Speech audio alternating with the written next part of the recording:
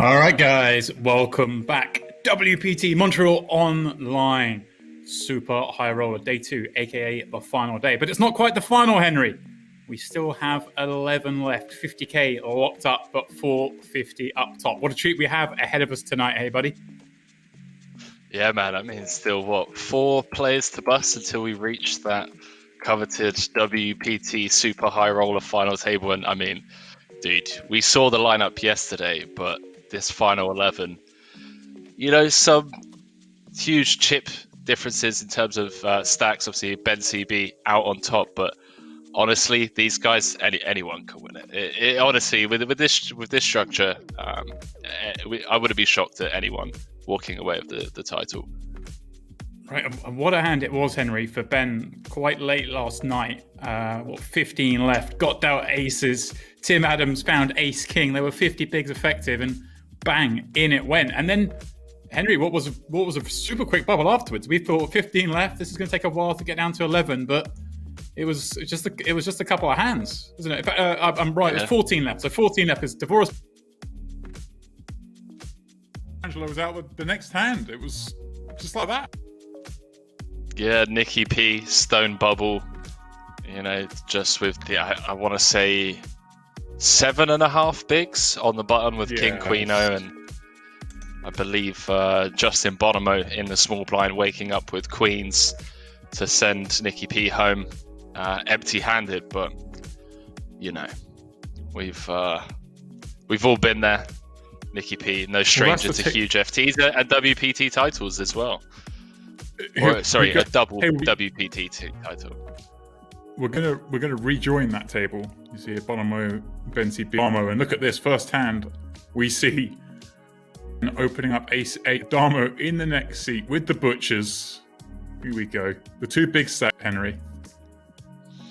Yeah, if I'm not right in saying so, James, correct me if I'm wrong. It looks like Justin and Michael have potentially clashed at some point. Am I seeing this right? Justin sat on 380k. I think you're right. Yeah, because he knocked Nick out last night. He might have had slightly more than that. I think you could probably be right here. Yeah. So these guys have potentially tangled. Obviously, Eelis on the button. One of the best PLO players in the world. Rock, no stranger to these high rollers. Doesn't need any introduction from us, at least. Obviously won that high roller leaderboard. Justin Bonomo, I mean, his Hendon mob speaks for itself. And bencb, the man with the chip lead. The man we know all too well in these high roller fields, and looking to add a WPT title to his resume. Yeah.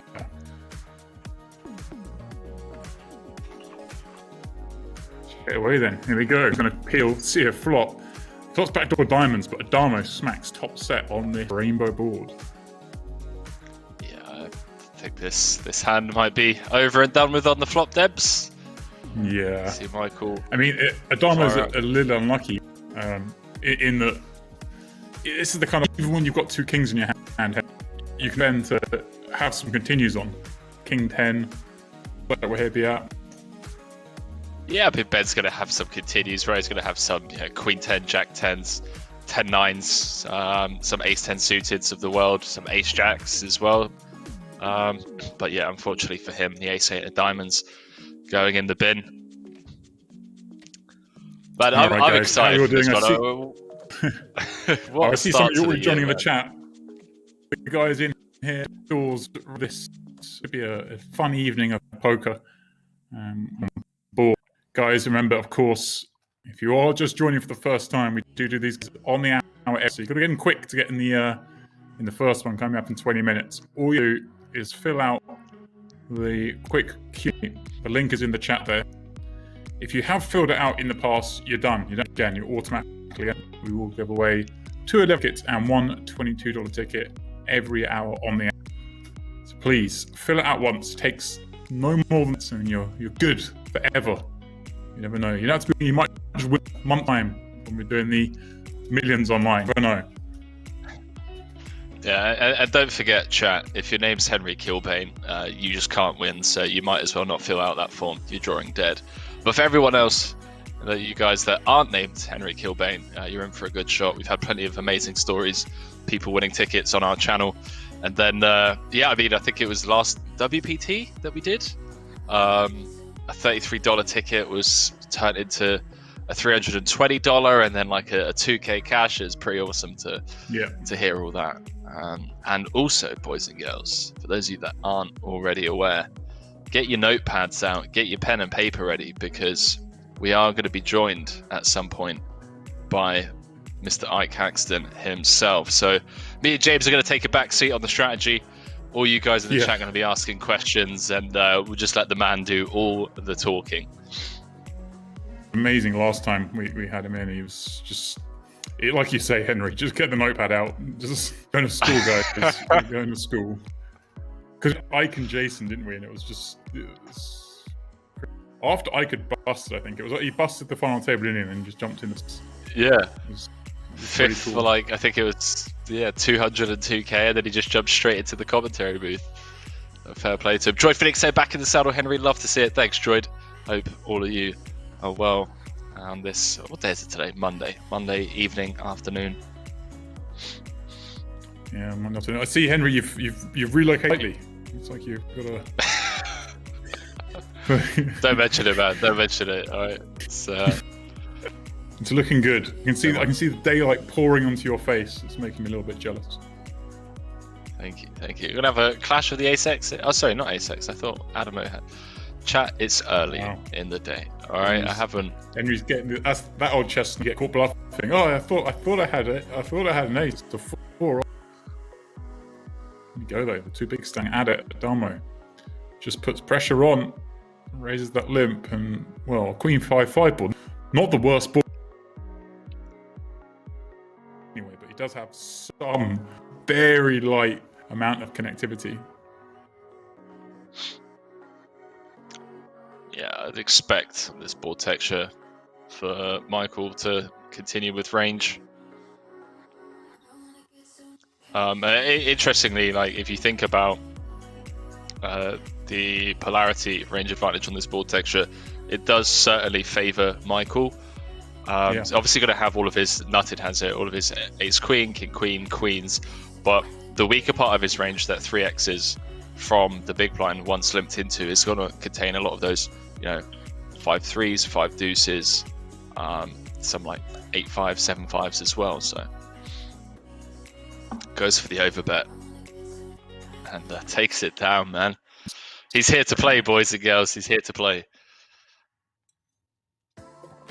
I see Sonny Poker saying it may be a sound issue with me, so we'll just see what's going on there.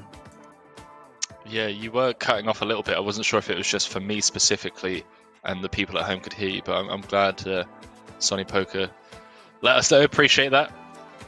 You guys never let us down when it comes to tech issues. Well, Henry, if it's happening from your end, then just let me know and I'll continue as if everything's fine for now. That could be. Anyway, Dharma ace king in the small. Ellis in the big 8-9. Ellis, of course, it was Ellis yesterday, wasn't it? We were discussing, Henry, maybe one slightly tight fold with the ace deuce suited in the big facing a jam. We were seeing whether Matthias has adjusted his ranges accordingly and stuff. It was quite an interesting thing that we cut on, I thought, that Matthias was jamming a little wider from the snap as he would normally. Yeah, there seemed to be 3 or 4 spots, if I'm not mistaken, blind versus blind, where Matthias just open piled on this. I think the second, third, and fourth fold that we picked up on were all obviously fine. That was once he had already doubled up. But the initial jam that we saw, I believe it was for 12.5, 13 bigs effective at the time, seemed to be a fist bump, high five the dealer, and then put your chips in. But then looking at it, as well from tournament structure, obviously edge that Ellis maybe feels he has, just doesn't need to take that higher variance route of calling with the ace deuce suited in that spot. And I mean, look at it, he's here, he's in the money, 50k locked up, 11 left, 25 bigs. So let's be results orientated today, James. I mean, the same man. The guy folds. prerogative. Just it was interesting that we saw what looked like fold, and then we also it was beautiful. It just sort of highlighted it that Matthias was made wider than from the small at the same time that we'd had a tendency to perhaps overfold. Just shows that the of awareness these guys have of each other. That Matthias was like, okay, this is a guy's fold slightly too much. I'm going to start jamming a little bit wider. There's just thin margins, the thin extra edges these guys go against. So it makes exploit shoves, but knowing that you won't get exploited, fun stuff for sure. But of course, he also had a bit of a torrid time, though, didn't he, Henry? He lost a couple of hands in a row, and then the very next hand got kings against queen jack on a queen high board, and see you later, off you go. Yeah, it's obviously brutal bust. I think he continued for fifth pot, Justin, with the check raise, and 5 outs twice, managed to drill the trip queens on the river to send, one of the fan favourites. Henry, we're going to have something. We're going to have a double up and or a bust out, one of the two. King B7's blind on blind, in the money, big's effective. A high equity first flip of the day, boys and girls. Here we go. If anyone wants to do the maths on how much this flip's going to be worth, you do that for us, and it'll be appreciated. I'm not doing math whilst commentating, boys and girls. I think Justin just rips here, right? 20 bigs effective, yeah, and it goes. Rock's just loving life. Justin's going to have, ace 9, ace 8, all of the weaker ace X, some king queens as well. And GG's, Rock. Still backdoor outs, of course, because we make a royal even, but 7 on the flop. Bonomo gets some of those chips back that we suggest he may have lost to Addam early on. And Rock, the man who won the Super Bowl club, High Roller Club leaderboard through the summer, out in 11th, picking up 50k. As I say, everyone guaranteed 50k now. The payouts next jump 8th to 9th, 56k, not much of a jump. 7th, 64. It's going to climb up, but it's top 4 get 6-figure paydays with, of course, first picking up 400. Normally we might expect to see some KG play. Not really going to see it here. We're playing to 5, but we will be playing to this. These guys will just be playing their hands pretty much at value. They're short stack, Henry. There's not a whole lot of laddering to be done right now. Yeah, exactly. Just gonna take you out, James, for a brief second because you're really cutting out. We'll try and get it fixed before the final table. All right. So Justin with the 3-bet, the 4x 3-bet from the small four-handed.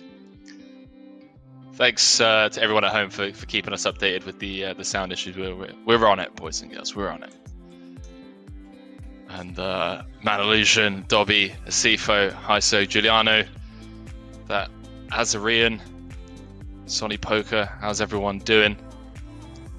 And look at this. 4-bet from Michael. Obviously Justin going nowhere. See a 4-bet fold here, boys and girls. Michael just clicking it back to 204. Justin loving life so far today. The 5-bet jam up to 830,000 chips after coming in today with around about 360k. Started off the day with 30 bigs, up to well over 60, almost 70 big blinds. Expect to see Justin open this on the button and then potentially see a flat call from Ben, and obviously action will be on the ace queen of spades in the big blind. We will be getting another player on the table after the button moves round to Mr. bencb next hand. Man Lucia said, glad to hear you finally got paid, Henry. Yeah, I saw James text in the Twitch chat that he'd paid me from the Loudon Thinks prop bets from 6 months ago. And yeah, I haven't checked my online banking yet because I'm currently locked out of my online banking, but I trust the man. And yeah, I'm assuming this is going to go fold. Fortunately for Ben, see the 7-6 suited, 110 big blinds deep, you know, want to see a flop.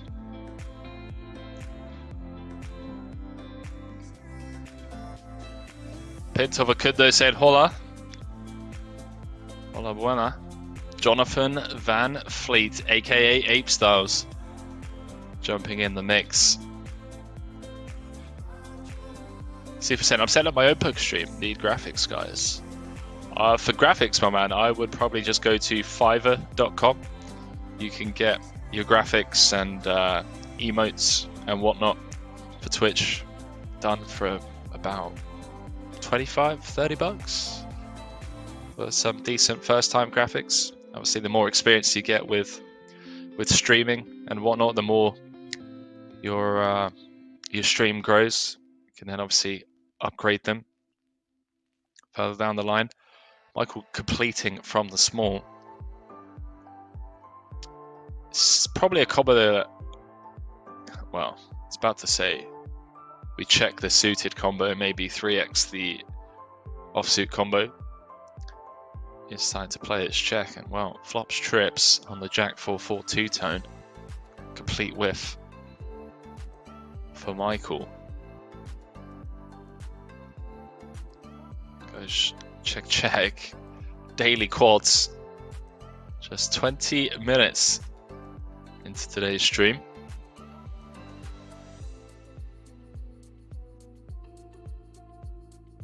Michael going for the delayed stab. A quick call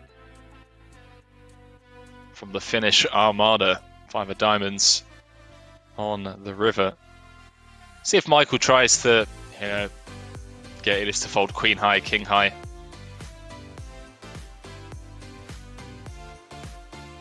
Yeah, it does go 60%.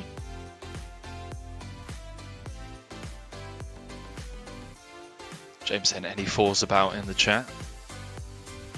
What size are we going for here, boys and girls? Are we just go for the lot? Our opponent's got a jack, he's got a jack. Kind of sucks having a king, right? A quick fold from Michael. So, for those of you that aren't already aware, everyone currently guaranteed $50,847. We already lost Rock in 11th place, so one more player to bust before that 6K ladder. And as James Dempsey mentioned not too long ago, 4 six-figure paydays. 5th getting 98,000, 677K, 765K, 8th and 9th place receiving 56,776. We missed James, boys and girls. I missed him already. He's only been gone for a couple of minutes.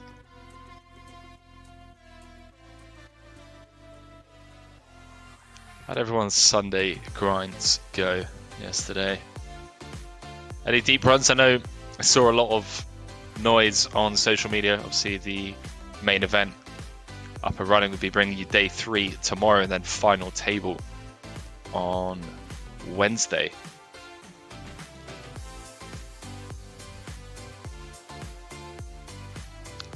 Curious to see how Justin proceeds with his kick with suited. Expect to see a 3-bet decent amount of the time for value. There it is, 140k to go. A quick fold from Michael with the ace 4-0.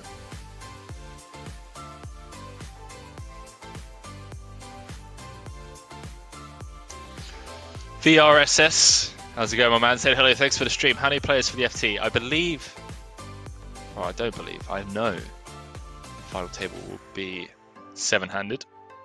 So 3 more players to bust until that's WPT Montreal Online Super High Roller final table. We will be playing down to a winner today, boys and girls. I reckon we got a 5-hour stream today.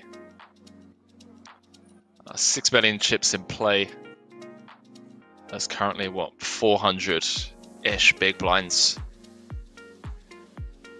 currently in play between these 10 players. Average stack 40 bigs. So yeah, I reckon we got about 4 hours. Believe after the 10-20k level, the levels do increase at 30-minute levels compared to the 20-minute levels we currently have. So pair for Justin. Swing and a miss for the Raise Your Edge head coach.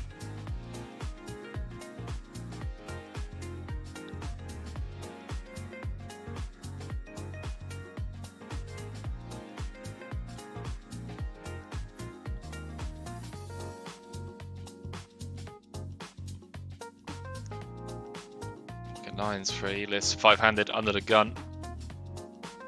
Always get an RFI.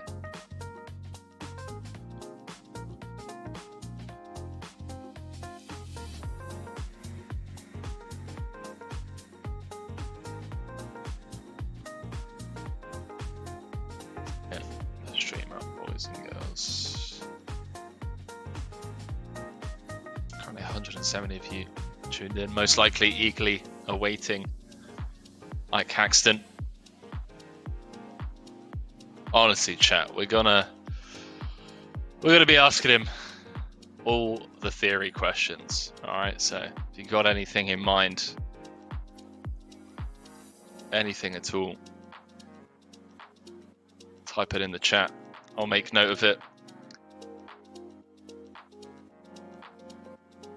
Once Ike joins us, we'll let him warm up. Obviously, boys and girls, we'll give him 5-10 minutes to breathe before we start drilling him with the theory questions.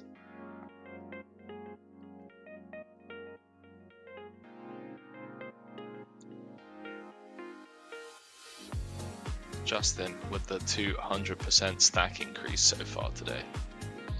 Man, I was just saying a lot of things with Ike. Could do, man. Could do. I don't think we played Lot and Thinks with Jason and Ike last time round. And Justin and Michael have been going after each other, dude.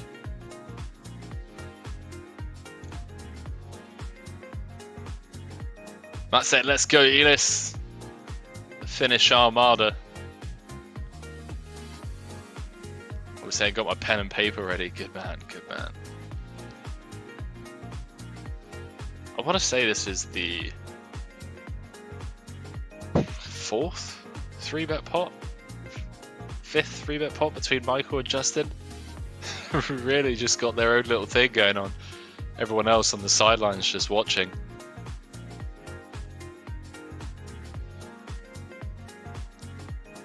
Small continuation bet from Michael out of position. Justin with the king high, backdoor clubs. Queen of clubs for max entertainment value. Does just let it go. So we're heading over to the other table, and you can really see, I mean, I think on the table we're just on had about 2/3 of the chips in play. So we discussed earlier on, average stack around about 40 bigs. Not on this table though. Current chip daddy, Matthias Eibinger. It's a deep LA sale. What's up, Henry? Not much, man. Had a coaching session this morning. Had some breakfast, sorted out my background. Some of you guys yesterday in the chat saying it looked like I'd been kidnapped by a Mexican cartel. Was not the case. It was just a dark old sheet that was hung on the mirror. Batman, I'm saying, how good is Galfond winning again? Dude. Galfond's just the GOAT, mate. A lot of people out there trying to get Galfond to play Berry Speed. There he is, boys and girls. There he is. I'm here, Henry. I'm here. I've been watching. I've been listening. Back. It's been fun watching. That was fun, man. Bonomo and Addam just hear him. going hard. His lips are moving, but we can't hear him, boys and girls. Oh boy. How about now? It wouldn't be a WPT stream without tech issues. There he is. All right, can hear him now. Can you hear me now? All right. Did you unmute yourself, James? Nothing I was doing, man. I've done nothing wrong. Let me tell you. We just get a gremlins from now and again. It's not me, Gov. But yeah, I was just saying that was fun, man. Bonomo and Addam just goes hard. There's just no respect. It's like Justin Bonomo. He's like, "You're my bitch for the hour. Like, let's go." Just obviously 4-bet the ace-9 didn't work, but then just goes after him constantly. It's so much fun watching Addam go. And I heard you mentioning how long the stream might go, and it just all depends on how many chips Addam gets. Because if he wins, it's going to be quicker. If he doesn't win, it's going to be longer. So much fun. Yeah, it looked like they had both just decided that, okay, you're the guy with a 3-bet, and then Bonomo was like, okay, you're also the guy with a 3-bet, and everyone else was just chilling out. It honestly felt like every hand was like a 3-bet, 4-bet pop between them for the space of 20 minutes. Yeah, Sonny said nobody said that. It was only Jeff who was not a fan of your background. Hey, Sonny Poker, someone said it looked like I'd been kidnapped by the Mexican cartel.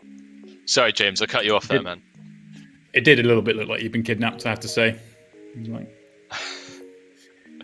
this is better, Henry. This is better. I like it. It's a smooth background, man. It's good. Thank you. I mean, we missed the wall art from Bulgaria, but we'll have to make do with this. But I thought the King 8 peel, Henry. Did it seem a little spicy to you, or were you a fan? In position, I think it's fine. Like it's a bit out of line, right? But there was the dynamic there. I think that's the important thing that we need to focus on was the dynamic. Jamnik saying, "Evening, boys." Jamie Nixon saying, "Great to see you back, Henry." Jamie, thank you very much for tuning in, man. Hope you're well. See, you're off to a bit of a flyer so far this year already. So he said, "Did they must have been yeah. They did. I remember seeing it. I remember thinking it was a pretty apt description of the situation. Hello, Mikita. Flopping straight here. With Rui with top pair, gutter, backdoor diamonds. Well, it's very shallow, so I mean, when you flop top pair with a 6, Henry, there's always going to be bad cards on the run out, but he's going to lose a lot of his chips here, I'd imagine. Starting hand with just 10 bigs. Could be showers for Rui. Top pair, blind versus blind. Mikita's going to have a lot of 7x, 4x, 5x that we're just obviously doing extremely well against.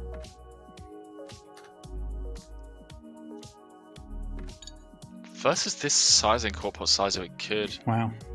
It could be a raise, right? Rui. Yeah, could see Rui just go for this here. Just in terms of like river playability, just calls. Well, it's not actually a bad card for him, really, Henry. I mean, I don't know. Do we expect a 5 to really bet that sizing on the turn? I don't know. Well, I know what sizing Mikita is going to use, and that is the all-in sizing. Question is, can Rui get away from his river 2 pair? I don't know. I don't think so. If he does, impressive. Cool. He does. Have a little 6k ladder for everyone else.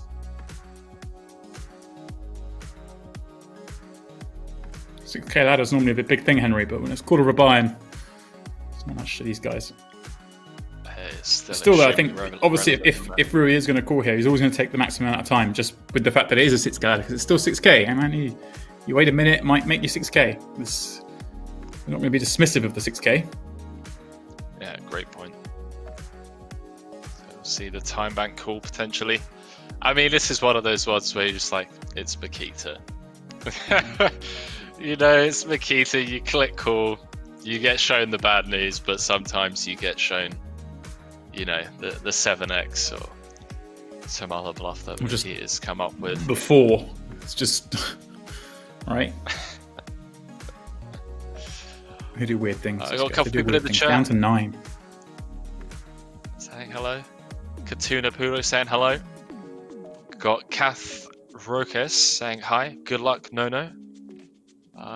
Good luck, Nono. I don't know who Nono is, but good luck to whoever Nono is. I guess Arnaud, but I'd imagine 200 IQ. James. This is why they pay me the big bucks, Henry. But Enselme 90 saying, how big is the delay here, gents?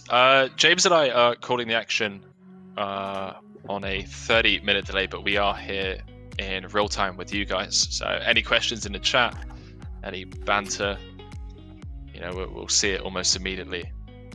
And you know, sometimes take a bit of time to get back to you if there's something interesting going on, or James is talking about cryptocurrency or golf, you know.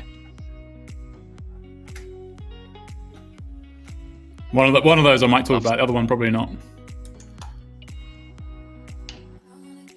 Well, I've been following Henry. I don't know if you've been following the whole the game thing over today and the last few days. It's been pretty well on. Just you got me going on cryptocurrency. I'm thinking other things people are getting involved in when they shouldn't, and it got me going. I don't know if you are even aware of what I'm talking about, this game thing, but I've no idea.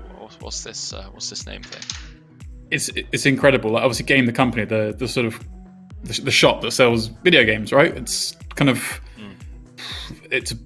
I mean, those kind of shops are surely doomed, given that everyone buys digital copies of games these days and blah, blah, blah. Long story short, some people in a Reddit subforum decided to start ramping this stock, and it's absolutely sailed through the roof. And it's just like, it's just people are buying it just for the banter.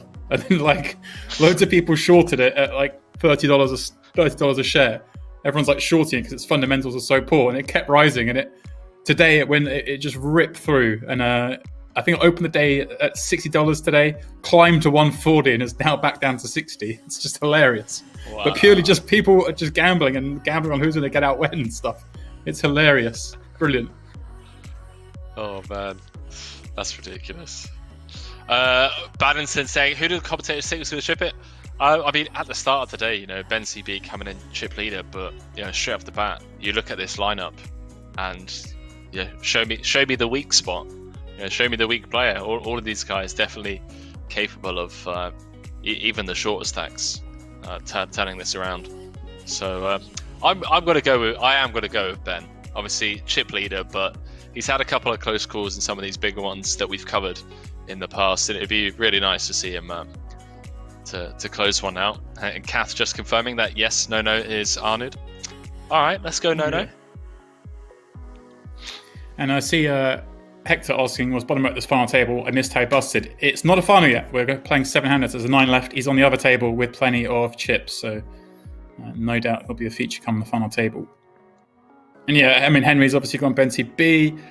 In these kind of tournaments, you're always going to say the chip leader. Everyone's so good that whoever's got the most chips is the most likely to win. But as things stand at the moment, you got to give a little love to our man Addam. He's obviously going ballist. He's got the seat to the left of bencb, and he's kind of one of those boom or bust guys. Never mind betting him to win.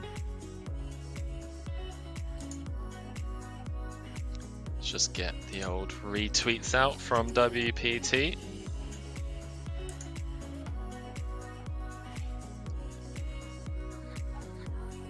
Shout out to all of you keeping both James and myself company on this Monday evening, afternoon.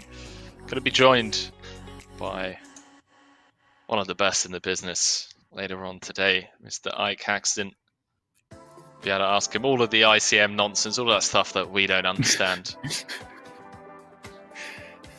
I still think it's a conspiracy. It doesn't exist, guys. ICM. What? ICM. It's not real. Oh my god! It's just the good players will spread this so they can bully you. I promise you, it's just not real. Okay. All right. No comment. asking, did Ike play this? I believe there are a couple of Ike bullets lying in the dirt. I think, unfortunately. Maybe I'm lying. Let's have a look. Nope, there are two. One of the first out, re-entered, and then was out again before the entry period ended. Everyone could have one re-entry in this event, of course. I say everyone could have one re-entry. Assuming you had the 25k lying around in your account for the re-entry. Yeah, I saw Arta didn't rebuy. I was pretty shocked at that, and I find that really interesting because when it comes to re-entering, sorry, he didn't re-enter. When it comes to re-entering, he's someone that we've obviously seen a bunch over the last year. The guy has just been absolutely crushing. You know, he's like 23, 24 years old, but you look at that, right, and you know that he has 25k in his account. Like, he's someone that can definitely re-enter. So he must have looked at the field and said, you know what, 35 left. This just doesn't look like the right field to re-enter in. Because we spoke about game selection yesterday and how important it is. Yeah, I wonder. I feel like he would play. Maybe he just had, on file one, wasn't feeling it. There's other reasons. But it's interesting you said that about money in the account, because I know that has been a problem ever since Party had to do away with inter-account transfers. You know, obviously anyone knows, certainly especially at this level, that a lot of the way the bankrolls are financed is, you know, Mikita says, I need 50k on Party, I'll give you 50k on Stars or whatever. You know, these kind of things are common practice. But you can't do that on Party. I know that has led to some situations where people do actually find it quite difficult to get money on. Now, you'd hope that, and I'd imagine that Arthur, certainly if he wanted to play, he would have, you know, made sure he had the 50k in his account ready to go. But it isn't impossible that wasn't the case. But more likely it was something else. But it's an interesting thing to be aware of, that it's not quite as easy as some people might think to get money onto the sites. Not as easy as it used to be anyway. I mean, Henry, I remember back when I was grinding all the time, it was just always easy. I never deposited. There's always flying money from site to site. But you know, it can be awkward when you're talking large sums. Not so for you and I, everyone just deposit like $1,000 to play a bunch of tournaments. You can do that, but you know, sometimes you go to deposit 25k online. Your bank snarls it up. You know, these things aren't always as straightforward. Unsafe man saying hi with the exclamation mark win following up. Get involved, man. Plenty of prizes to be won on all of our streams. Deng saying I struggle to put 50k in my account often too. Yeah, you and me both, mate. You and me both. I mean, I think thankfully there's more and better solutions. Like Luxon is obviously taking off. It's a great solution for that. Being able to bounce money around into e-wallets and stuff is clearly the long-term solution to fill in for inter-account transfers disappearing from. Definitely. Yeah, super. It's really Hector excited for the Mikita and Bonomo, the FT. Saraka coming in saying, and Apes, listen, I mean, there isn't a single player left in the field that I'm not excited to have at the final table. Yeah, I mean, here we can't get a bad final. Mikita, flush draw. Once when you shake it back the second time. What do we now? Start putting chips in with 4 high.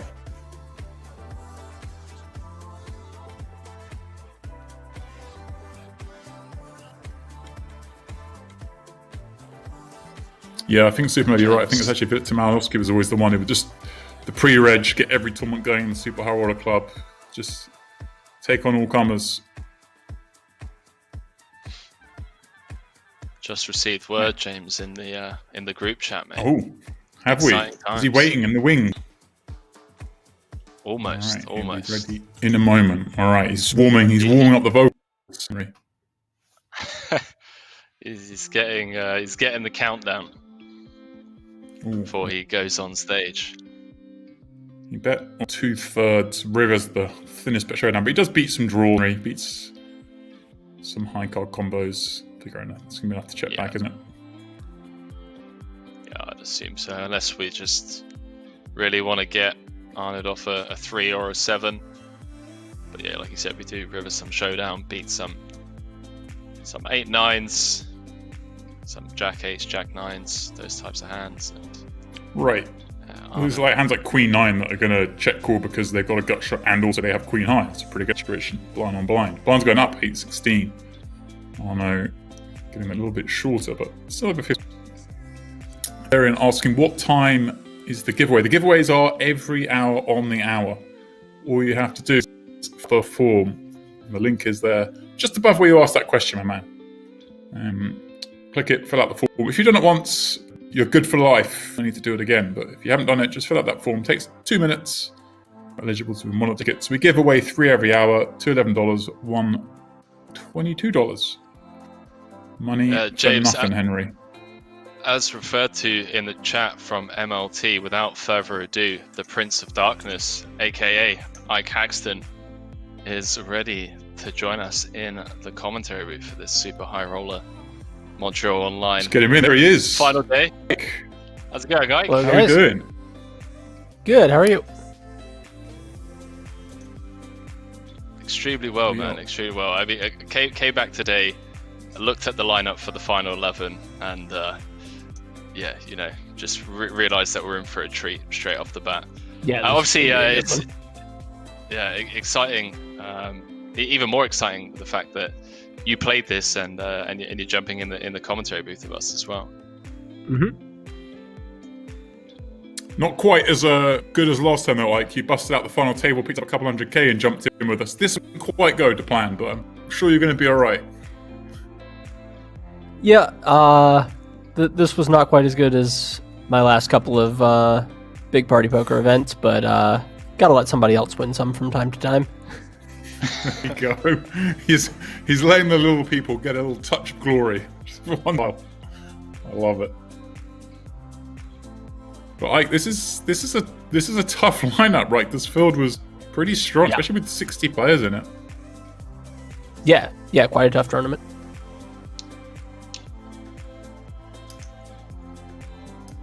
Who have you got? Obviously, we've got this here with there's far fewer chips. NCB and Addamo kind of leading the way on the other table. Who are you most interested in to play? I know obviously you've got a very good understanding of most people's games, but is there someone in your mind that sticks out that you want to see? I mean, I've played a lot with all of these guys. I wouldn't say anybody is particularly standing out. It's been fun to see Addamo play lately. He's been on a really good run and relatively new to the high roller scene compared to a lot of the people in this lineup. So it's always fun to see him play. Yeah, he seems like to me from the outside. It always seems like he's playing more aggressively than population, but that's the he's a really strong player, but definitely on the aggressive side of things relative to other top players. I'm going to watch, speaking of aggression, Jordi in a spot here, ace-10, Arnaud opening sub-queen, handed, Ike. Yeah, tricky spot here. I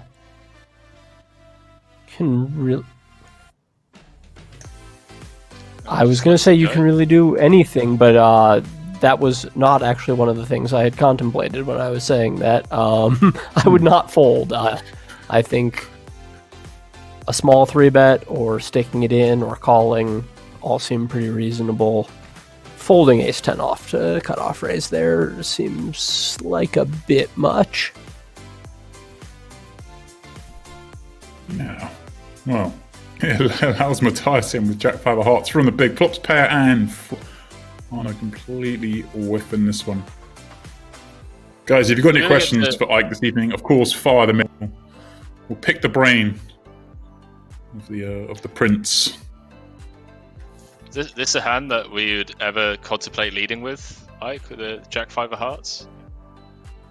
Yeah, I think so. I think that would be a reasonable play. This board is low enough to consider playing a few leads from the big blind. Especially covering the opener. I think that would be a pretty reasonable play. Well, plays this check and allows Arnaud to turn top pair. Yeah, that's a little unlucky. You got the man drawing to 4 outs. Off it rolls. plenty of chance to hit the river still. There we go. There's the wins a lot of money playing poker. He sees avenues, there's ways to win. I'm too mystic, Ike. I've got to get in the spirit here. Alright, Arnaud, threw in a bit time. Oh.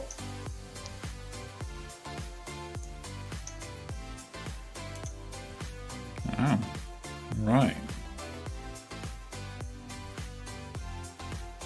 Be interesting to see how the river plays out here after check on the turn. Matthias has every reason to think his hand is best here. He could try a value bet for any number of different sizes. Yeah, that makes sense. I think he could even go bigger, but that size is fine too. Arnaud had better raise here after playing the hand this way to this point.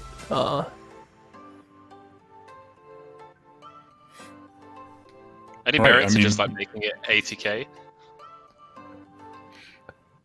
I would probably go bigger than that. I think 80 would be much better than calling. Real quick fold from Matthias. Nice. So we got the first question coming in the chat for you, Ike. We told the boys and girls that you'd be here, and the Asari is saying, why do high rollers sell action for big events where the field is extremely tough instead of playing slightly lower buy-ins and being more profitable?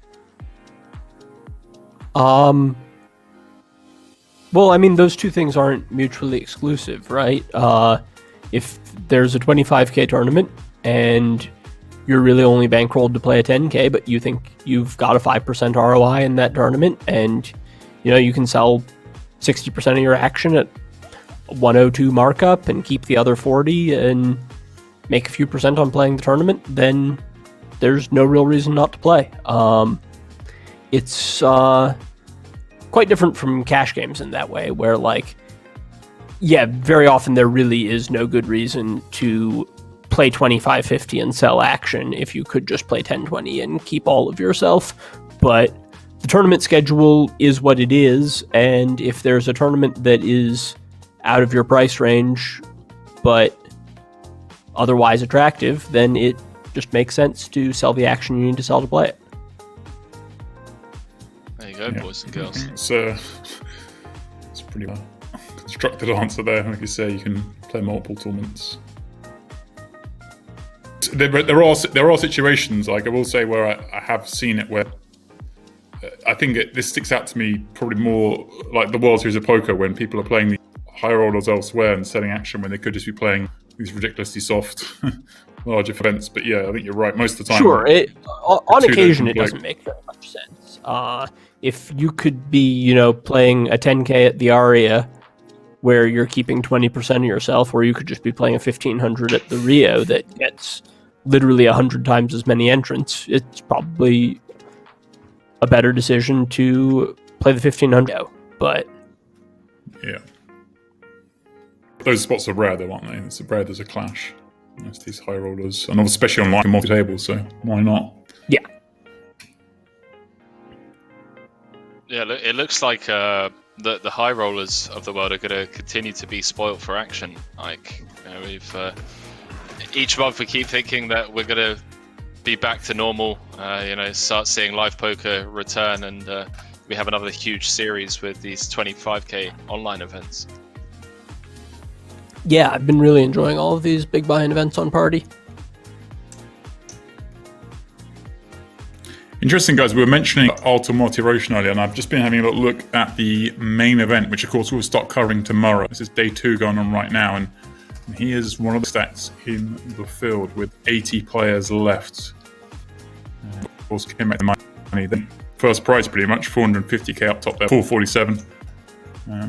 So we'll pick the event up tomorrow. The likes of Nicholas Adstedt, Motivation, Chris Moorman, Alex Colonius, all in the 10 chip counts. So it's going to be a fun one for tomorrow evening's viewing. But of course, focus tonight will be this 25k.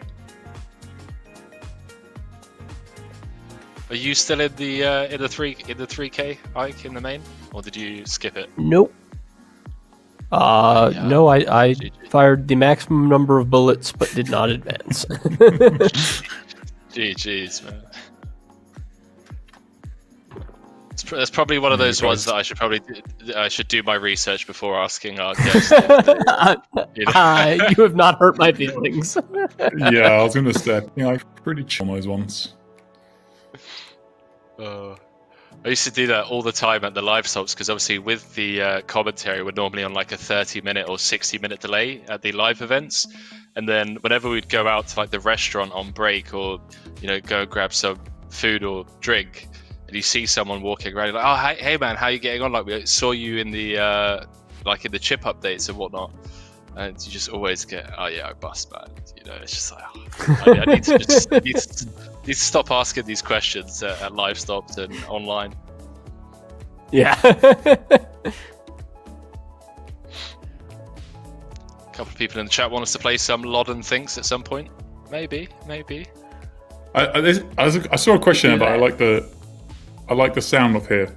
It may take you to work it out, but Deng asking, what's your best poker memory? I know you've had multiple career highlights. Best poker memory. Does one stand out? Is there? Has to be the super. I think it has to be the. I don't know. It might be the 2007 PCA. Yeah. The 2007 PCA was pretty special. Really didn't see that one coming. I just kind of went down there for the fun of it, and this is an interesting line. I'm gonna min bet flop check turn. Now he's double potting the river. Here we go. I mean, I assume this is just gonna work, though. I guess Arnaud could check shove. You see the line, Henry? I want to see the old bet check bet. The job done. Get away with it. Yeah, I was hoping you were going to say that because that's the for most people. I mean, not surprising. That's the first time we sort of came across you, but it was just such a cool event and there was some like absolute gangster hands as well. But I was hoping that was the one you'd pick. And of course, I think I picked that ahead of the Super High Roller Bowl. I mean, obviously it's awesome to win a tournament like the Super High Roller Bowl, but it's a little routine these days in a way that the PCA 13 years ago, 14 years ago really wasn't. Like, the Super High Roller Bowl, at the end of the day, it was for huge stakes, but it's a 40-player tournament with the same people I'm playing dozens of 40-player tournaments a year with. Yeah. So you went there with a realistic expectation that, right? Whereas you went to the PCA and exactly. It's like, wow, out of nowhere. Like, yeah. And the PCA... What was the buy-in of the PCA? It was $8,000. The only $8,000 poker tournament I've ever played. It's a weird number, you're right. You're probably very high up there on the ROI in 8K buy-in tournaments. I would guess Ryan Dowd is the only person ahead of me. I played an €8,500 tournament. That was quite a weird number. It was either 8.5 or 7.5, something odd. Was that one of the Partouche ones? It was. Look at that. There's a man with some knowledge. The Partouche had some strange buy-ins. I think they were trying to peg it to 10K US for some reason. Right, that does make a bit more sense. Okay. Yeah. Remember the rate was quite substantial.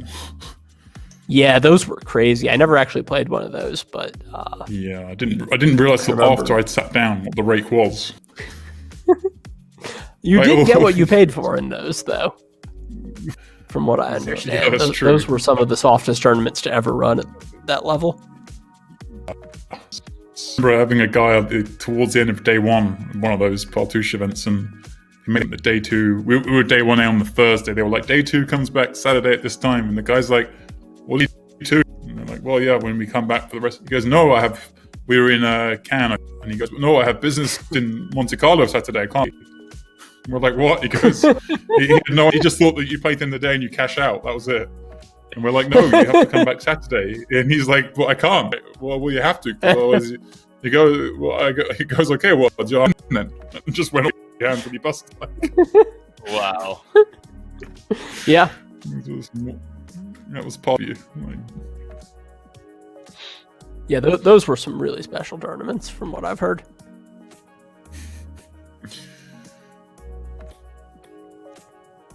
Get this hand out of the way with. We're obviously going to have tons of questions coming in for you, Ike. It's always a treat, especially last time after final tabling to then jump in with us alongside Jason. That was a fun one, yeah. Mikita seems to be piecing up this table at the moment. The last 15-20 minutes or so, it's gone from around about 450k. It's managed to chip up to just shy of 50 big blinds. We got a study question in the chat for you, Ike. It's a bit long-winded, but I'll do my best. Donald asking if you have any advice on study methods after having ran tons of Pio scripts for a bunch of different spots. Say he's got a lot of sims and Excel sheets. Just wants to know what advice you'd give on effectively approaching the study grind. I mean, so much of it, I think, is really just about doing it in a way that works for you and holds your attention. I talk to a lot of great poker players, and I think everybody studies in kind of different ways, and I don't have the sense that there's really, like, one right way and other wrong ways. Personally, I tend to find it more engaging to work off of like spots that actually came up for me in game. So I do a lot of looking up hands that I played or saw other people play. That's a really good one, is if you see somebody who you think is a really strong player do something that you don't expect, going and double checking that is always a good way to decide what to be studying. Sometimes you'll find new things that you weren't aware of before. And other times, maybe you look into it and you're like, yeah, that was a mistake, but maybe you'll have some idea of what sort of concept they were trying to apply, why they might have made the play that they did. So personally, I like to work off of stuff that has actually come up in practice. I find that's a good way to help me decide where I should be applying my energy, and it's a way of approaching things that holds my attention better than, just saying, all right, today we're studying 30 big blinds deep, big blind versus hijack, single raised pot, check, check, flop, and just going through it. And, sometimes doing that kind of thing is good too, but I find that, just kind of less engaging than working off of things that have actually come up in game for me.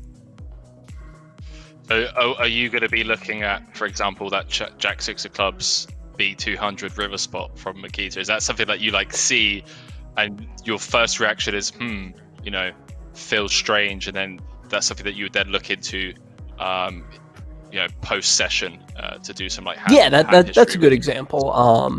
I think that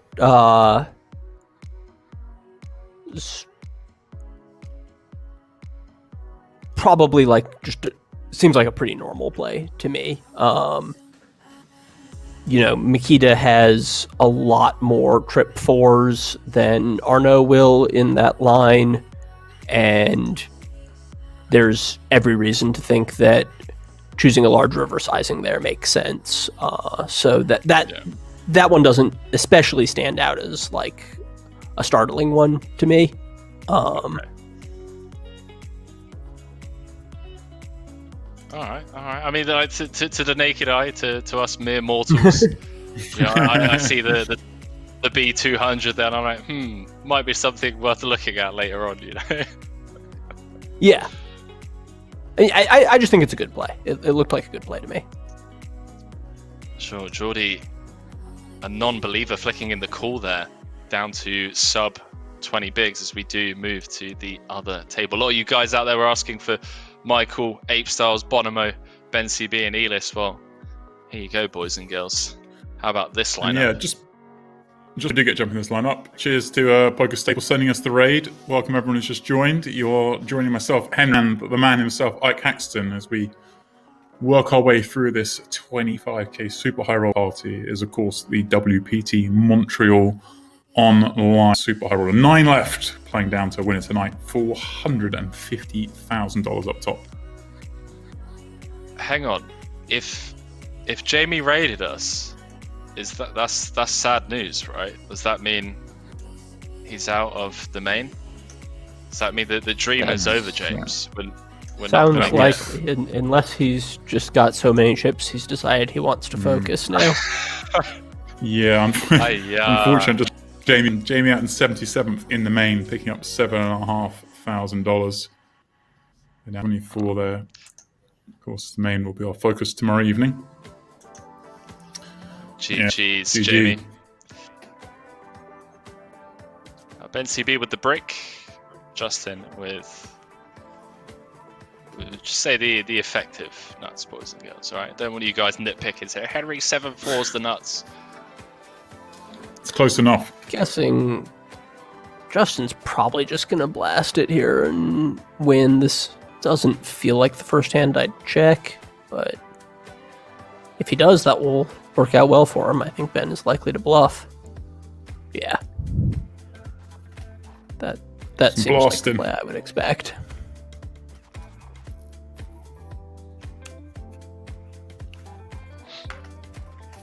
Yeah, this is certainly the more interesting table. Certainly chipped this pretty deep here. Bar, of course, it's a shade over 10 bigs. Yeah, I think we're going to see some action at this table. Yeah, so there's 6 million in play. As we can see, I mean, we've got 2/3 of the chips on this table. Yeah. Average stack, around about 45 bigs or so. The final 9 players, everyone guaranteed $56,776.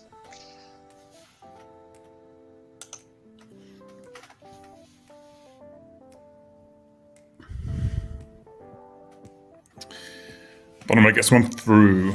All right. Yeah, monster money here, guys. This is exciting. I'm going to keep an eye on the main as we go through the evening. There's just so many good names in there. Give me a treat. Some regulars in our high rollers.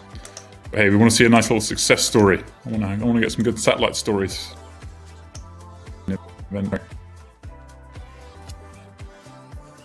I'm sure we'll have our fair share of those. I don't think there's been a party poker event that we've covered where we haven't had a really good satellite story. Always seems to be someone sneaking through from, like a $22 satellite, a $33 satellite. Yeah.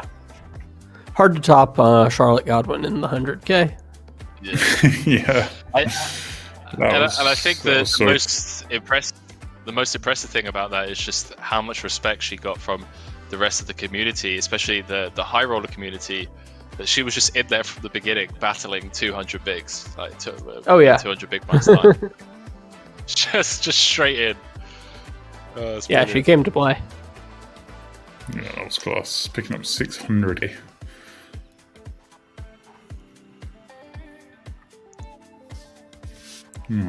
bencb just trying to pick up this pot. 600k, not possible today. Imagine that Well, is not in gonna this work. tournament anyway. There's probably way 600k today. I'm sure there are, but I have to settle for 450.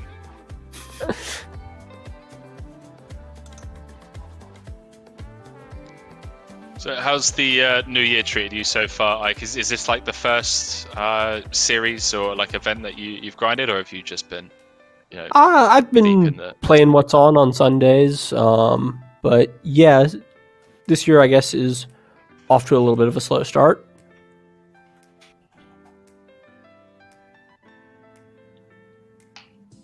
Plenty of time. We're only 25 days in. We've got plenty of time. Yeah.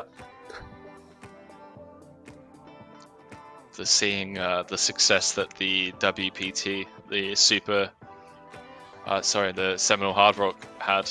I think as soon as the doors are open for live poker again, maybe a mini boom. God, it's just horrifying seeing that tournament. I know. Next topic, please.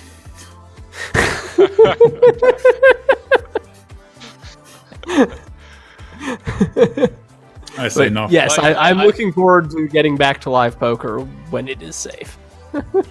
Yeah, it honestly makes me die when there's been like people complaining about certain players having their masks only over their mouth and not over their nose. I'm like, dude, man, like you shouldn't be there in the first place, and you're there and you're complaining about that when you're surrounding yourself by loads of other people. I don't know. Anyway, I think it's probably best for concerned if we move on from this topic. I don't think any good can come of it. LS Renz gets looked at. Oh, Adamo, look at this. All of the relevant cards. Just on the flop, ace, 10. Adamo sends another to the back over the milli mark. That's how Adamo's been doing it for the last year or so. Yeah, that was a bit of a cruel one. I don't know. Like the flop comes down ace 10. Just even though I know I've got 10s against ace 10, there'd be a second in me thinking, "Oh, that's a good flop." Like I can't help it. I flopped a full house! Hooray! Yeah. Wow, brutal Final stuff. table bubble, boys and girls. There we go. Again, I've closed the lobby to try and reduce spoil. I think it said it's not too big a bubble, right? I think it's like less than 10k. I say big, but obviously, you know. Yeah, it says at the bottom of the screen here. There we go. Oh no, that's the 9th place payout is 57. Yeah, I think it's like 60 something the next spot. So yeah, I recall the payouts being quite flat until the top few spots. Yeah. Yeah, 65k. I mean, James, you keep saying quite small. You know, these 8k ladders are all relevant, mate. You know, it's a third of a buy. They are more than relevant. All right, other table again. These are the stack. So we go to 10, 20. Looks like Eibinger's been busy whilst we were away. Mikita back down to 25 bigs. Right. Yeah, I guess now, Ike, do we get in a bit of a situation where if you are one of these, maybe even all 4 on this table, thinking, right, okay, I want to get to that final table to 7 now, give me a spot to maybe have less pressure, get some ladder ups? Yeah, especially for one of the shorter stacks, the moving to the full table is going to be good for you. The shorter stacks prefer being at a full table because when you have only 10-15 big blinds, having more antes every hand increases your edge pretty significantly. Yeah. This I'm guessing we're going to see like King 10 suited here. If Jordi open shoves, the King 10 might find a fold, but if he min raises, I think it's going in. 20 bigs effective, or 21 bigs effective. Well, 15 for Jordi. For Jordi, yeah. I mean, if Eibinger's jam would be 21 effective with Arnaud in the big. Right. Yeah. All right, goes. Yeah, that's what has to happen there, I think. Few diamonds dead, all the kings live. Jordi going to be in great shape to double in the FT bubble. Yep. And double he does. Go.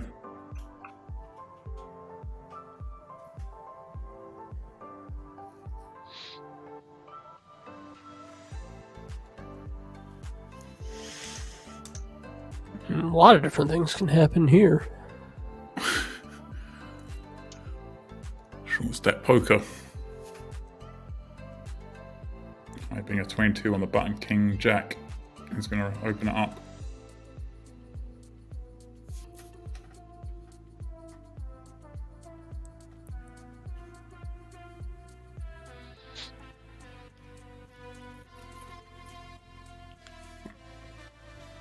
Folding 7-6 suited always feels terrible, but I think that's a fine play here.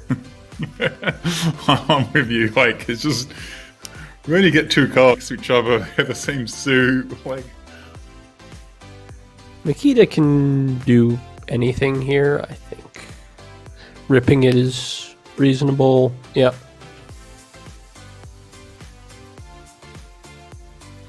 such a big pickup, isn't it? I think calling is reasonable. I think a non-all-in 3-bet is reasonable. That really feels like a spot where all the plays are fine.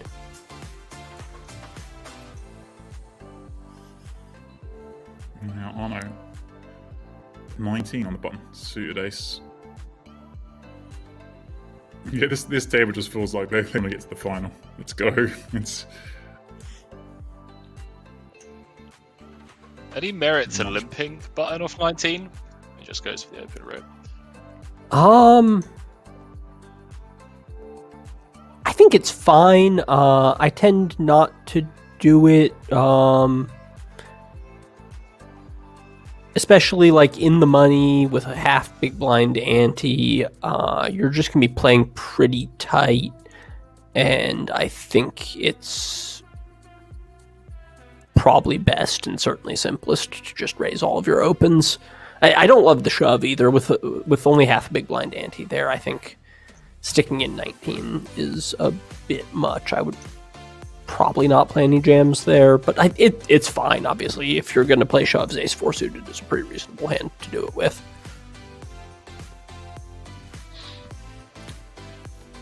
key to ace 5 of diamonds. Going to pop this up, guys. We are approaching the hour, the top of the hour, which means, of course, our giveaway is fast approaching. So please do fill out that little Q&A link in the chat. Pardon me.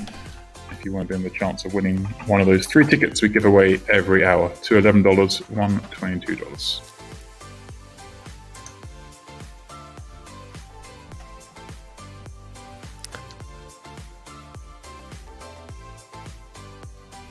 I know obviously the WPT Montreal online hasn't finished yet, but I've already got my eyes on the millions online, man. And there's a couple of great PLO events. The 2K knockout, it's probably going to be extremely upset in about a month and a half's time that I decided to play it, but still, looking at it now, you've got the 2K Omaha and then the 2K Omaha knockouts. So there's 2 tour events, which is nice, both 200K guaranteed. Of course, the main is the main, as it were, 5 mil guaranteed. But I like those. The 1K 1 mil. That's always the one that sticks out to me in a festival like that. But knows what else is going to be added. Like, I mean, I see a lot of gaps in the event numbers. So I think I'm not asking for any information from you, but I'd imagine you've got a bit more of a clue about some things that you filled in there. There's obviously, I'm assuming some higher orders to come in. Several 10K plus, maybe as big as 100K events are likely to be added. Wow. All right, so a real feast coming up in March, perhaps, or February even. You don't have to wait till March. The main's towards the end, but of course the series starts on the 13th of Feb, so not long until that one goes off. But wow, that's tantalizing. If you're dropping us potential 6-figure buy-ins, go. That's what Ike's waiting for. Yeah, Henry. See, this one is the 25. I'll dump it off in this one, so they don't see it coming in 100K. I love that the Millions main day 1A already has 82 people reg. So I know we've already seen on social media and in the Twitch chat that qualifiers, satellites starting from 1 cent, I believe. Work your way up with the very cool. The satellite steps. Yeah, it's nice to see that many in already. 82, eh? I see some big names in there as well. I've already qualified. It's not just. I already see some real big names. So, see there in there, Kevin Rebeschow. Of course, the players would expect to play anyway, but Sylvain loosely. All right, that's going to be a fun one. Obviously, going to be a fun. Okay, mil guaranteed, guys. Big money on party. As Henry says, you can get in for $0.01. I mean, what more do you want, eh?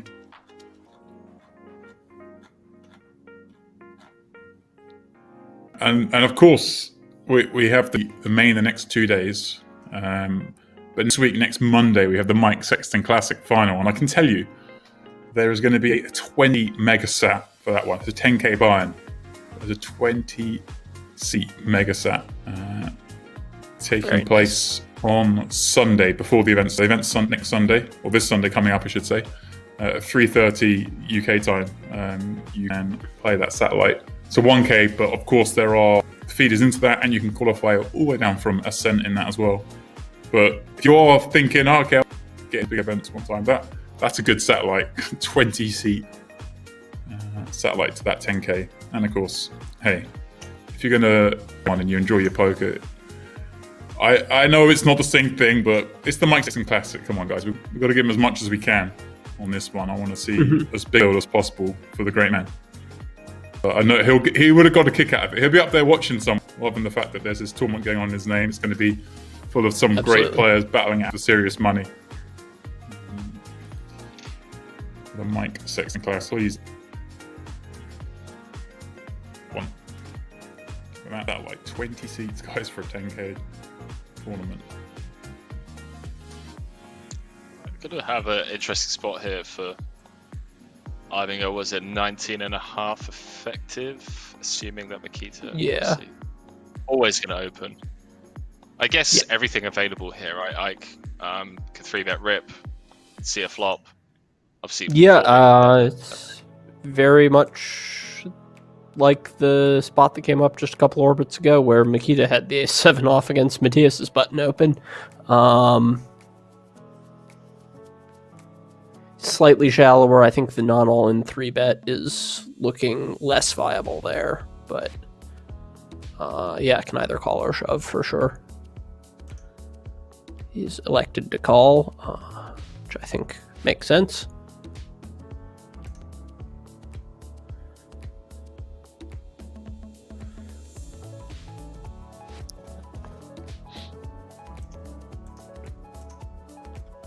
I think if we were not so late in the tournament, you'd expect to see Matthias raise almost always here.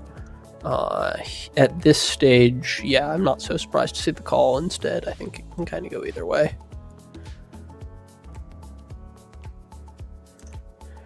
With the Jack of Clubs rolling off on the turn, are we going to check with our showdown now? I think so. I think betting is viable, but he's probably going to mostly check here. Betting, it's basically a bluff with a little bit of like merginess, like gets folds from a king, maybe even a couple folds from an ace, and at the same time you'll get called by like 5x of spades. I don't know if much else that you're beating calls, maybe queen x of spades as well.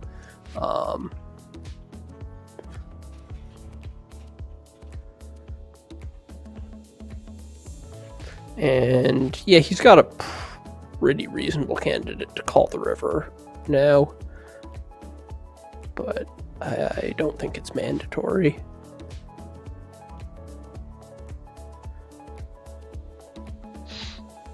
A couple of people at the chat complaining about the pre-flop and post-flop time consumption from some people. Chat, we're playing a 25k super high roller.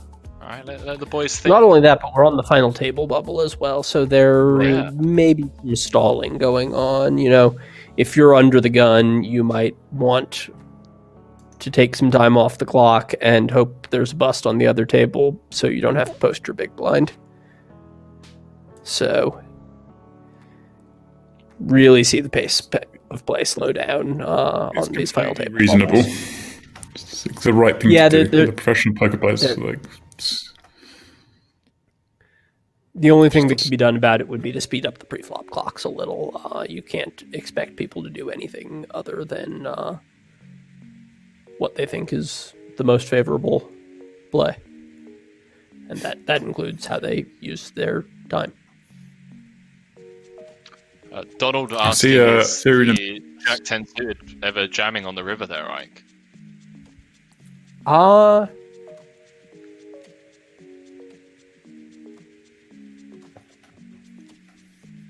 Maybe. probably not very much. I think likely you want the rivered pair as your blocker there rather than Jack 10. Something like 10-6 or 7-6, I think, actually matches your value raises and blocks their calls a little better than the Jack 10 would be my guess. But I don't think jamming the Jack 10 would be a terrible play either. When you are raising for value in that spot, it's going to be mainly set of sixes, 5-6, king 6, jack 6. So I think you likely want to choose hands that match that and that block Matthias from having all of those same hands, ace 6, king 6, 5-6. Rather than Jack 10. You're not checking behind the turn with Queen 10. So it's one of those spots right. where you don't want to block the nuts because you're not representing the nuts. You want to block and match the value hands you actually have. Makes a ton of sense. No, with the check raise on the 9-8 deuce two-tone, top pair. I hope you guys have got those pads out with your paper. Your pen even. Your pads and your pen. Down. Like dropping some knowledge on us.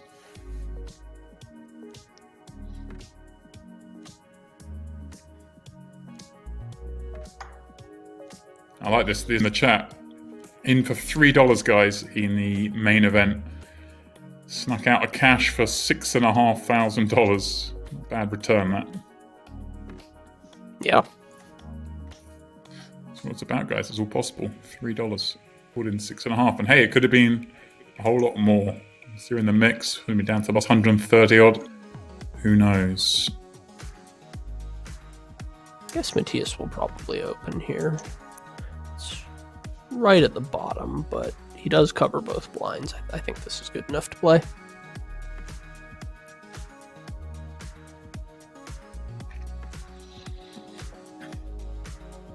Dream result. Yeah. Absolute napkins in the blinds. Carlo.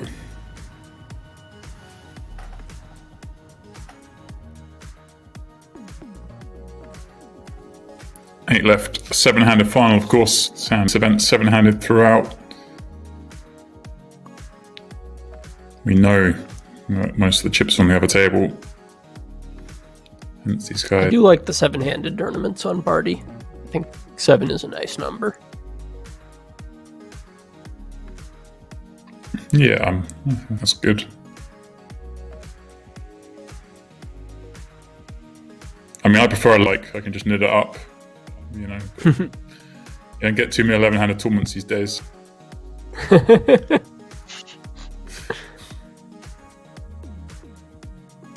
right, Jordi.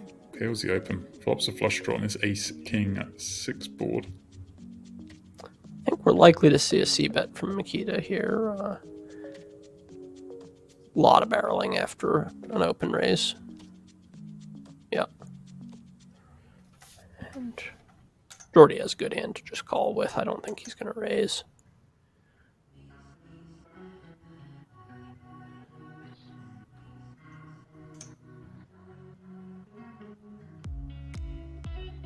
Interesting turn He card. picks up a gutter. Yeah. I think that's likely to keep him firing, and I think probably a third bullet on most rivers that this has become a very attractive hand to 3-barrel. So you got the river, boys and girls. Strap yourselves in.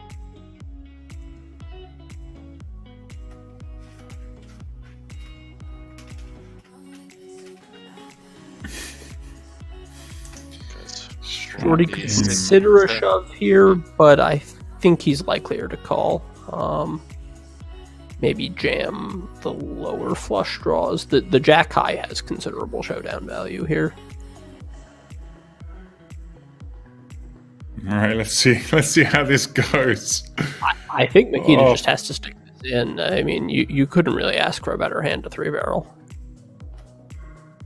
Unblock everything that. Flush draws, yeah.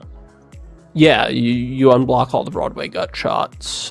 You block the ace and king X hands. Unblock 6X hands. Yeah, it's yeah.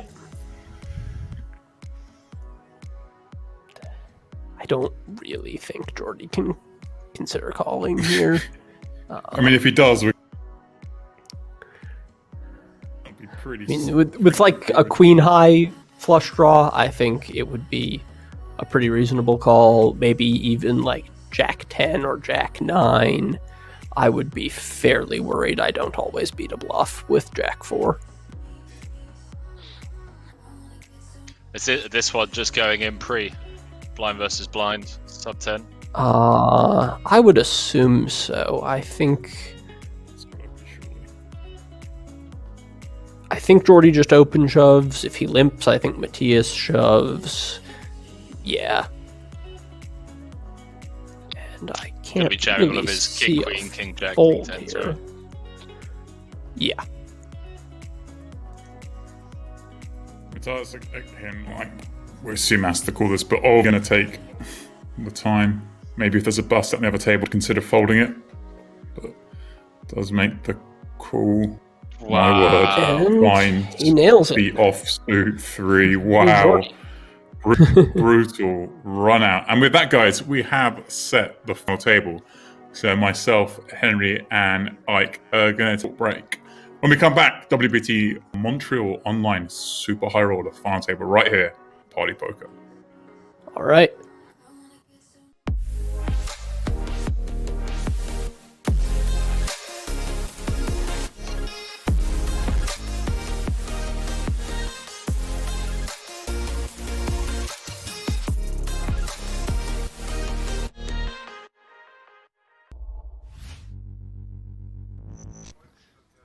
Decides to, again, the benefit of. Wow, Ivy says no ICM here, pal.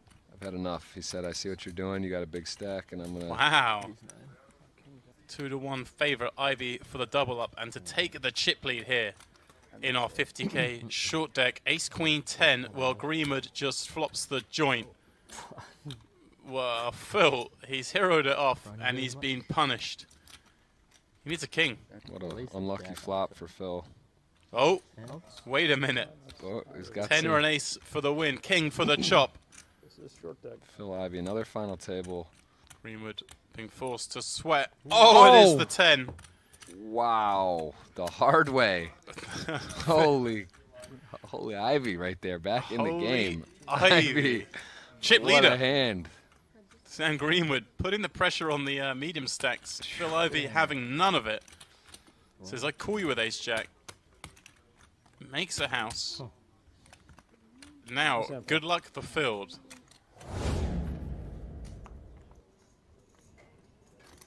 Limps in. Sam checks back king out of clubs. Rut-row. This could be a big one, Jeff. We got top set against the nut flush draw and a pair. Action. Top set Ivy, no big deal. What a board though. I mean, I guess for Greenwood, it's a little unlucky. He's got that pair flush draw. He's got to think, against the set. This is like the worst hand he could be against. Even like ace queen, his 8 would be live, but ace jack, he's got the whole shalada. But here, he's really just drawn to that flush. And for Ivy, a bit unlucky. Oh well, that actually now that is that's a sight you love to see if you're a Phil Ivy fan. Quads for Ivy. Greenwood still with that nut flush draw. Remember, in this game, he's still doing okay in this Gotta love it. Slip some rope, in case some. If a flush runs out, if a club were to come. Oh my goodness gracious! Come on. Wow, we have quads versus nut flush in short deck. Wow. This is honestly. Is there any chance it doesn't? Just goes in, it's right? in. It's going in. How could it not go in? If Ivy bets, Sam's going to raise, Ivy's going to jam. This is insane. And Sam is thinking about Vegas and the Mirage, and this is the one that you don't get there. You're on your way and you don't get to in the door somehow. This is. There's just no other. It's just none. There's hand combination 1, right? All the other ones are houses. Right. But at the same time, yeah, I guess you might think Phil could have a lower flush, but a full. Right. You know that a full house doesn't beat.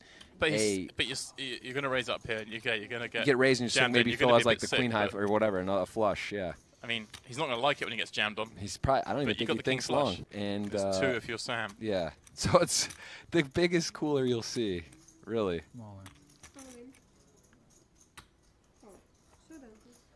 Quads. Wow. Have some of that. Got a fun week here, man. We dragged him all the way from Florida. We've got him through Europe, and we've got him out to Russia. Long ride. Yeah, this- Definitely worth it. I do like how they do this. They build it up to 25, 50, 100s, and then the 250, and here we go. yeah, this could be it. Jack 10 to King 9. The hand, isn't it? It's just the hand. This is the one in short deck. You just feel good with it. He can taste it, though. I mean, although massive lead, still, they get the first one, you start wondering what's going to happen. it's- Nice to close it off. You can get it done right away. And, Ooh, well, hello. How's he doing with his flops? Man, He get King Jack ins, Ace King makes a house, gets the King 10 in, makes flops a flush, gets the Jack 10 in. so what? It would need a 10. Yeah, just a 10 for a chop. Otherwise, he is going to be our first champion of the week. Wow. Royal. Makes a royal, right? Wow. Ends it in style. Wow. Unbelievable. Royal flush. Royal flush to win end the the first tournament. event. Nice, clean living there.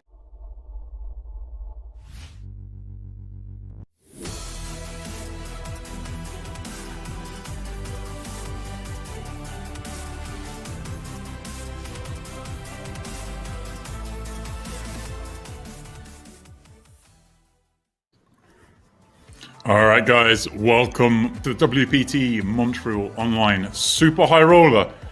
Ike, Henry, by table time. What are we going to see?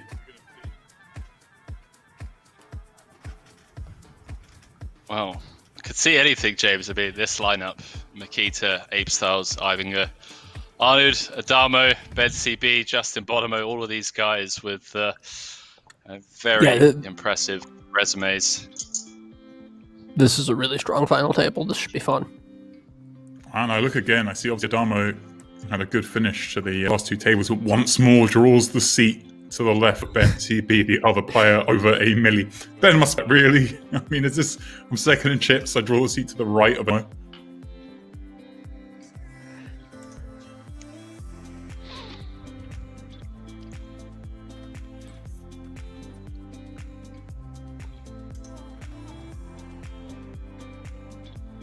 Let's see, so we've got Bonomo, a little short.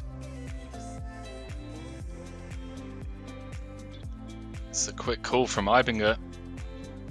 Apestyles up to just shy of a milli. Big pot for Ape there.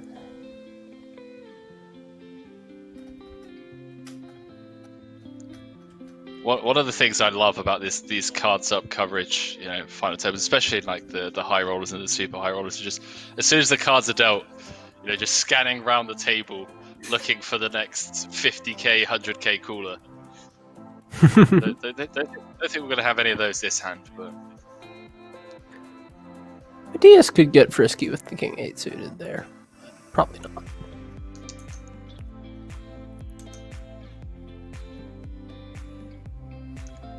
Ape is a guy I always root for.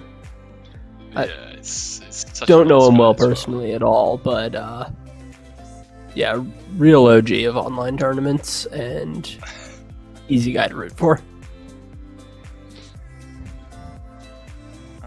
Scanning around the table, talking of potential 50k, 100k coolers. 20 Yeah, bigs this could effective. be one. Right. Honestly, I don't think this is going to get in pre-flop. I actually think that would be a bit light from Matthias to stick it in over the open here.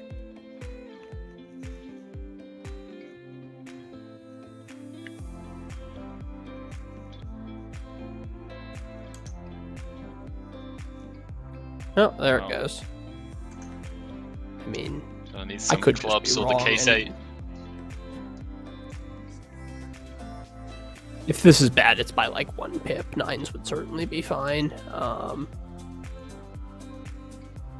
And Wow. That's one way to do it. Wow. Done. Arnaud. Unlucky. Poor Arnaud. GG, buddy. Out in 7th. Right, some Arnaud fans in the chat. Sorry it ended that way. Eibinger up over.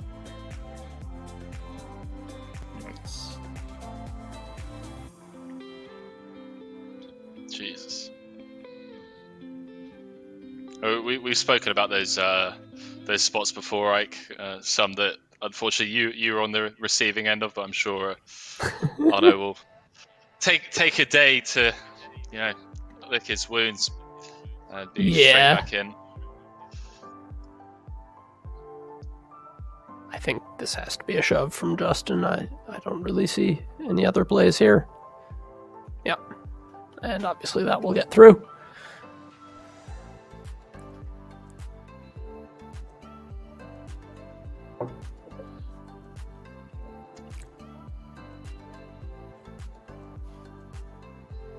Grindathon, I believe we still haven't seen that hand yet, my man. We are on I want to say 30, 45 minute delay.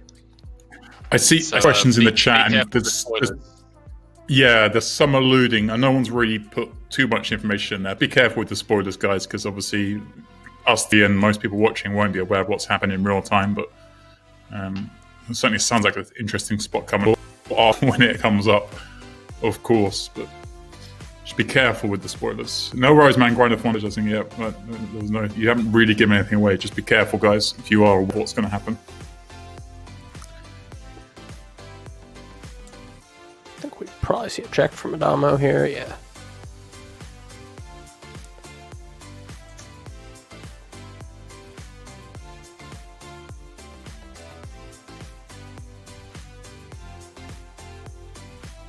Ben going with a little over half pot here. That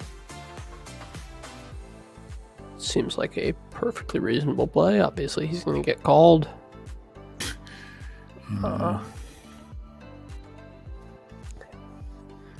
And just shutting it down.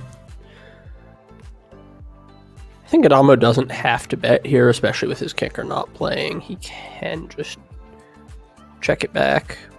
But I think more often we'll bet.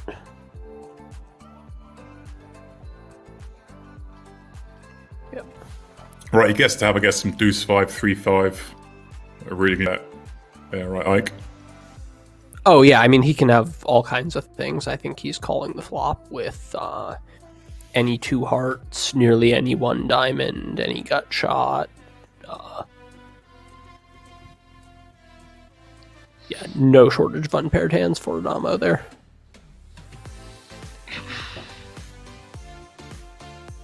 Yeah, guys, the delay's about here. As Henry says, about 30 minutes delay. It moves up and down as we go through with the replay. But yeah, so approximately 30 minutes.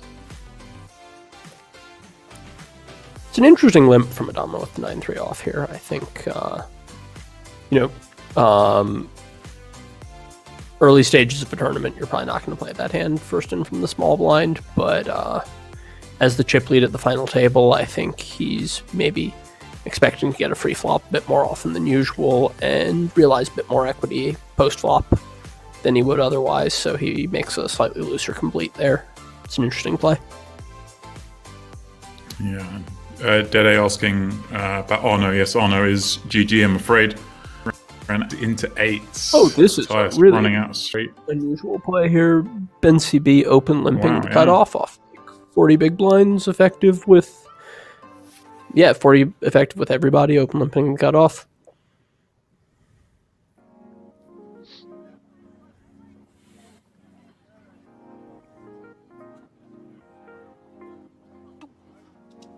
Could see Matthias lead here. I think it's perfectly reasonable to have some leads on this board, and he has a big hand.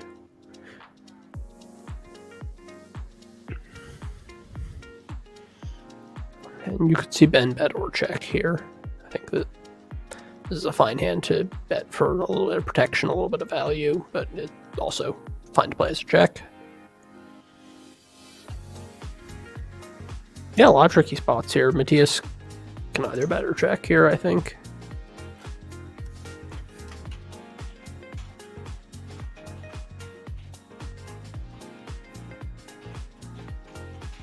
Matthias turning the best of it.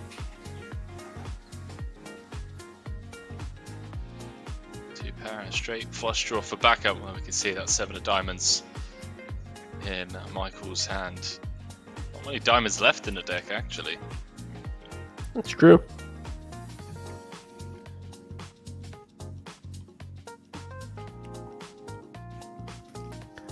I think we're likely to just see this street check through as well.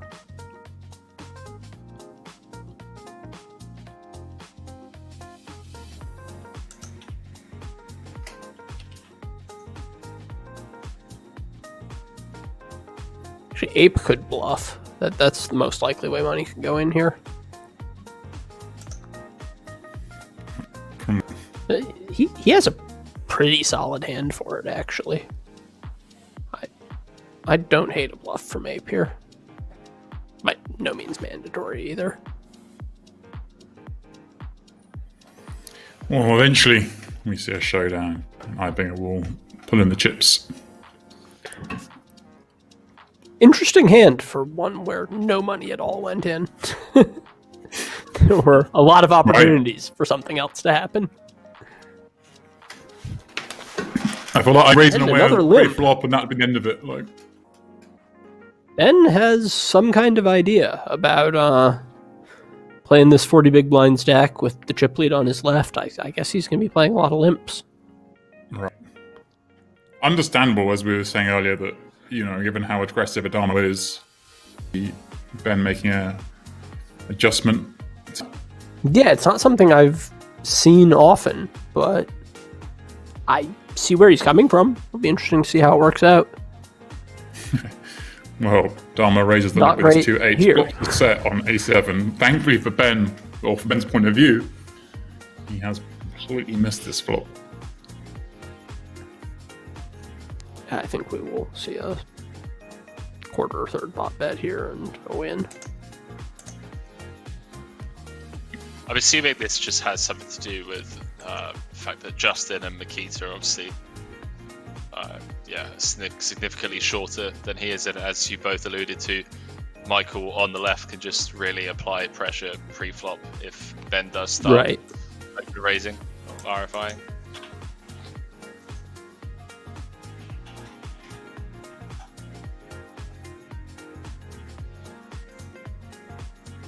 And this just goes in pre, right? No, maybe like a non-all-in raise, but Yeah, I mean, Mikita is certainly raising here, probably just staking it in.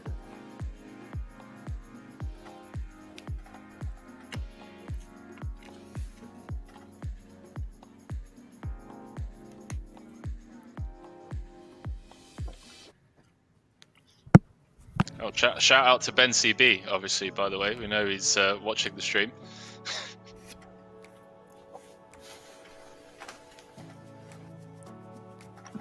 I'd imagine they're all watching the stream. That'll be my guess. On the hands. I would guess so, yeah.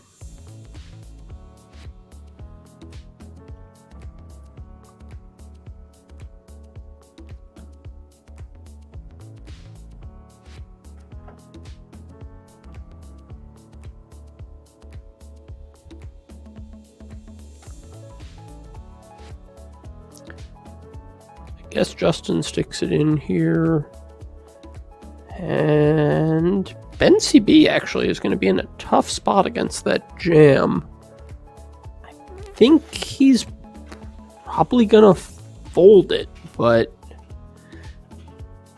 it's certainly right on the border, and it'll obviously get through ape.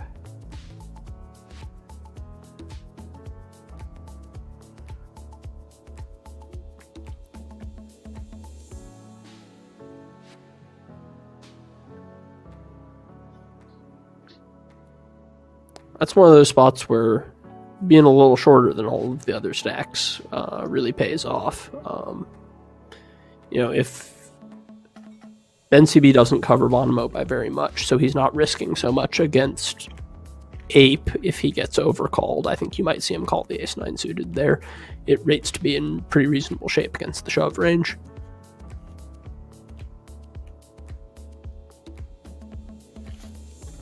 Blind. Like it's opening a straight draw on this queen deuce tray flop.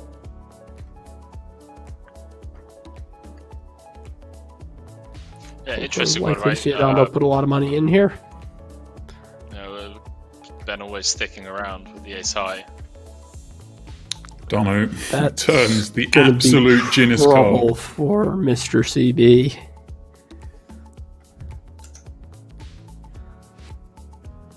I think we might see an overbet right here.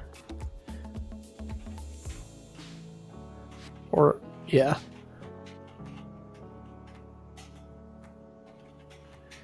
Yeah, it's one of those spots where you can bet again for a small size, repping a queen, or a bigger size, repping something that beats the turned ace. And I think it makes a lot of sense to size up with the straight here. And I think he's probably just going to shove the river.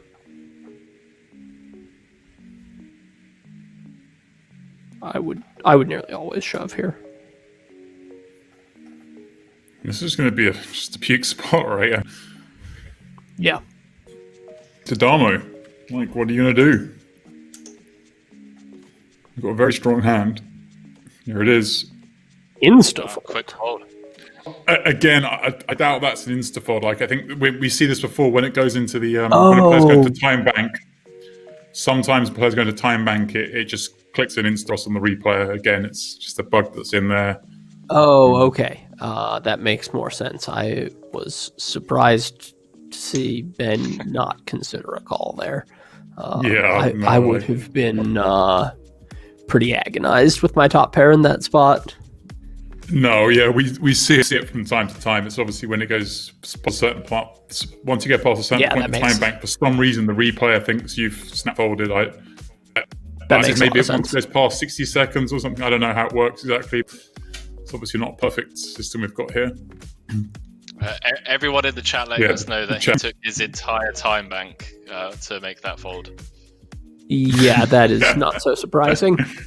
Addam who says, no, they're lying. It was a 1 second fold. I like that. Be pretty gangster for him to just snap fold top pair there as well. Just like, yeah, okay. Fold. Yeah. Not even thinking about it. You kind of lose the pot, but you bin Addam at the Addam at the same time. Yeah. So it's even without the call, obviously, it's just a real big shift here. Now 3 times Ben's chips. There's more than 2 times Matthias. And a player who'd be the most aggressive also having the chip lead is going to make this a little fun. A little bit stressful for the others, I should say. Fun for him. Fun for us. Yeah, I mean, 40% of the chips in play with 6 limp. left, always a good spot to be in. This is very strange, all these limps from bencb.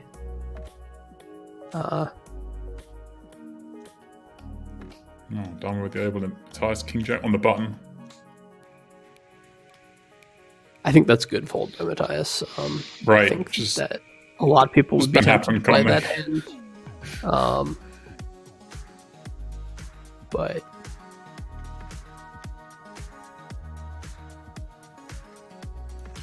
a lot of bad things can.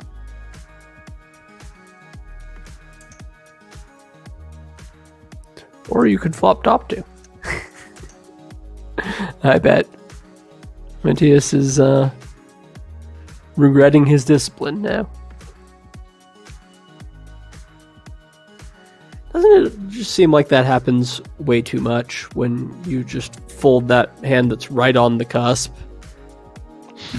You just get taunted by flopping top 2. I'm going to make a good fold here. King Jack, I'm just going to put it in the bin. Oh, I never thought I'd hear those words come out of your mouth, Ike. That's normally what I get when, from the live 1-2 players. Hey, what are you saying, Henry? I'm not immune to that. That's brilliant. Oh, who's going to sniff at this pot? Who's going to sneeze at it?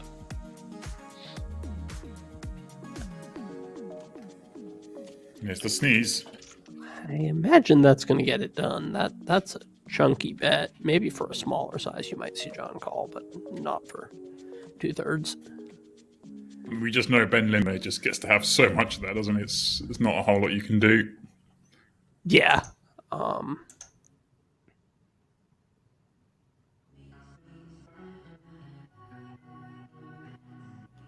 He has by far the strongest range on that board, given pre-flop.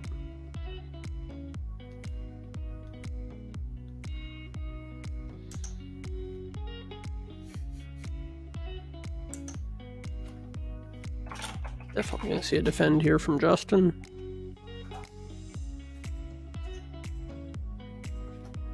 And, well, Addam doesn't have to bet the flop, so we might see more straights here. If he did, we're certainly seeing a fold.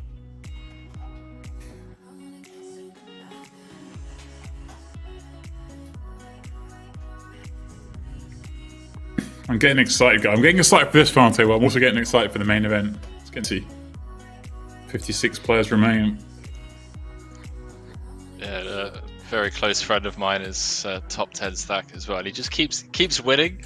Like, he's a good friend, but at the same time, it's just like, come on, man, can't keep. Well, I just got sent. I'm chatting to Chris Moorman, and he in the top 10 as well. He just sent me a hand history that's just like such a Mormon hand history. He's just like this one like you, where he's just flat a 4-bet, and then I'm not going to give away in case people are listening and playing with him, but he's done something silly. He's in there mixing it up.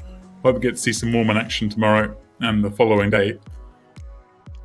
Man, look at that lineup. That is, so you got Grafton in there, you got Upeshka, Yoni, Diego Ventura, who I believe was it the WPT or the Monster Series main that he shipped? WPT, yeah, the same one I was at the final table of. Yeah, that's right. Oli Shebian, Artur Martirosyan. Man, sick lineup there. Yeah, I didn't even notice Grafton was in the mix. So you mentioned Pebble. Yes, but Rock Gostis is in the mix. Oh wow, okay. This is going to be a wild couple of days starting from tomorrow evening. But we still got to get through this final yet, guys. Wow. Might see a bet from Matthias here.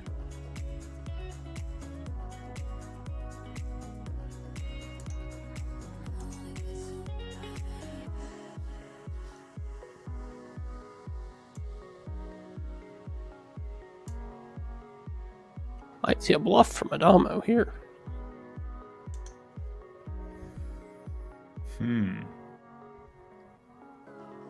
B150. Yeah, or even bigger. I wouldn't hate it. Ace King or better is real nutty from Addam's side after this action. And yeah, just gonna see some river size from Matthias there on a fold. This is what happens, you see. Addam, the one time he doesn't bluff is the time he would have got looked up. He's on it today. I think we're gonna see probably Ape opens, Justin puts it in, and I think Ape's gonna have to call it off. It's close. I could see this going either way, actually.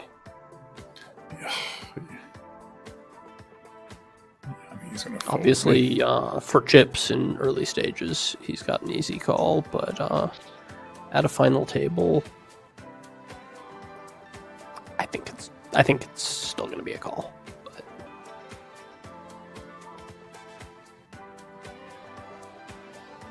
But it's a painful one at this stage. No, he folds it. Good laydown.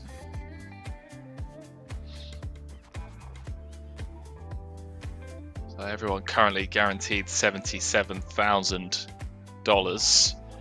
And as James mentioned earlier on, 4 six-figure paydays. Currently on a $20,000 ladder. 450,000 for the win.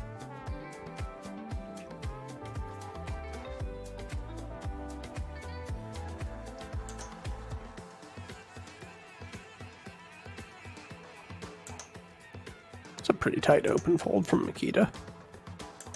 He is opening into 3 stacks that cover him, so it's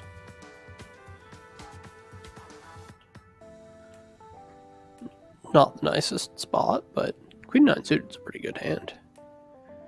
A painful spot for Matthias here as well. I mean, he knows Addamo is going to be coming after him with hands like 10-3 off, and all the same 9-5 suited is like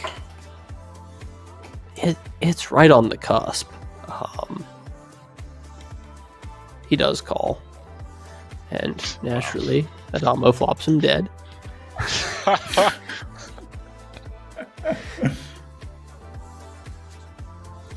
Oh, you're not the first one that I've heard from Ike that not only is Addamo playing well, but he's also running pretty well in the last year.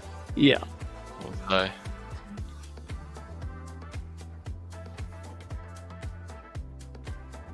Continues quarter pot on the flop. Eibinger 2 unders. I'm gonna give it a go. Ooh. Oh boy. Eibinger king. Apestyles 2 9s. Blind on blind. That looks likely to get it in. This is not going. Pigs. Blind versus blind, especially if Michael opens, right? Yeah. Yeah, I three guess bet Michael's go. going to There we go. open here. And yeah, I don't really see Ape folding pocket 9s here. Eibinger just makes it like 200k. Apestyles with the full bet rip. He might just rip it. Wow. Yeah. Ooh. Okay. Wow. Ape just folds the Okay. 9s. Yikes. Yeah, Watch and learn, actually, boys I and mean, girls. Watch and learn. I think that's a pretty reasonable fold.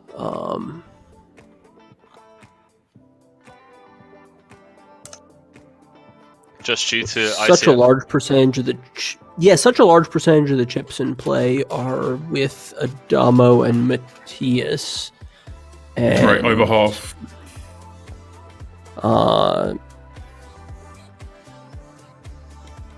Jonathan just doesn't gain that much by doubling there.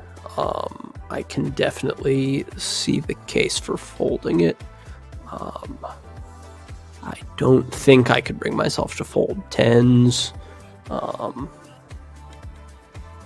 This is an interesting spot for Ben now. I don't know how you play this spot after you open limp and get raised by presumably quite a loose range.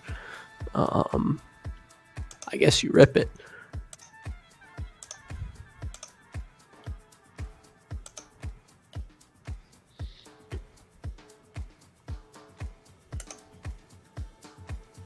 Nice to see Ben balancing out that limping strategy there.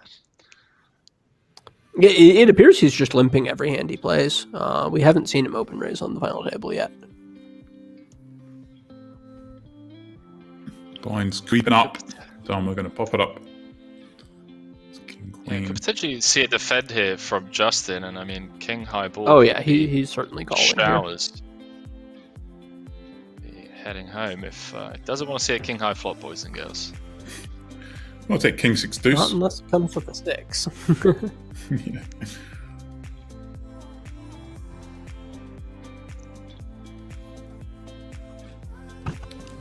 Eight, 5. 1, no spade for Bonomo.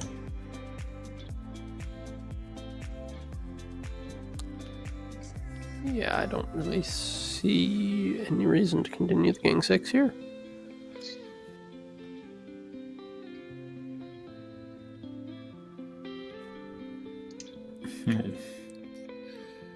Ace 10 suited for Apes finding ace king in the next seat. Open from Addamo in front.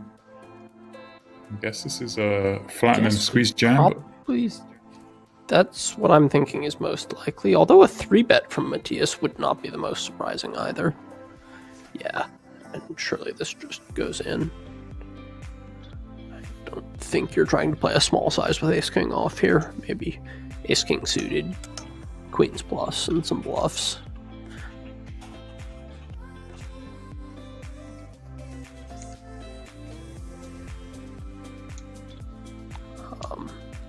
And yeah, this is not getting called.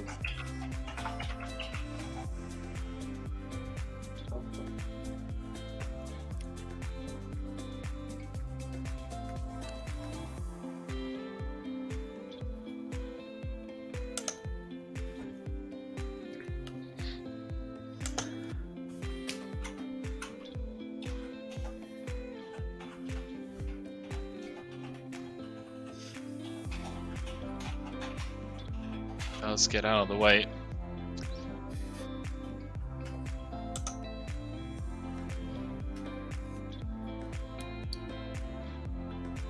So Jonathan's managed to kind of like distance himself a little bit from Mikita not too long ago. They were both sat on around about 550, 600k.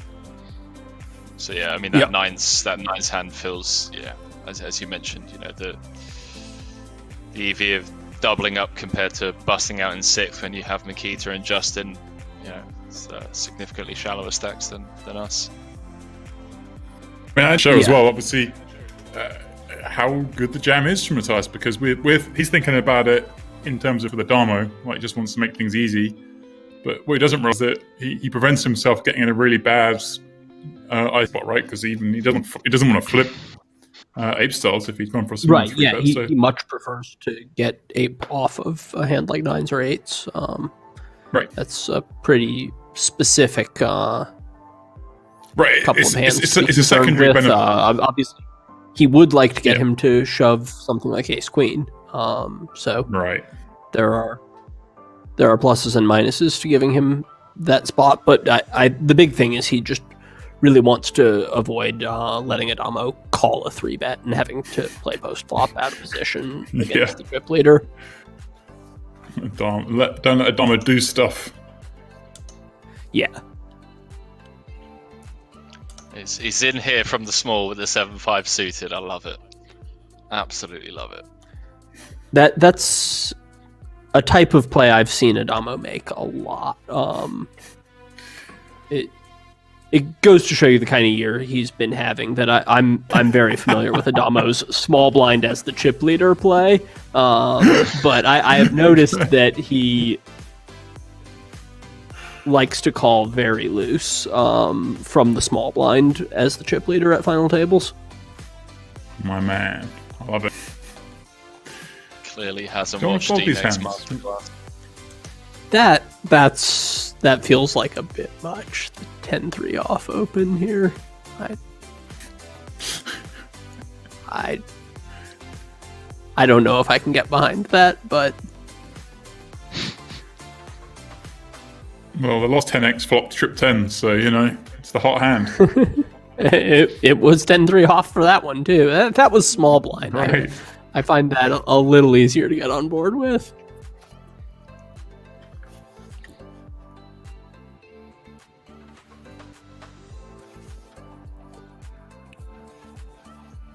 But I guess he's going to win this one as well.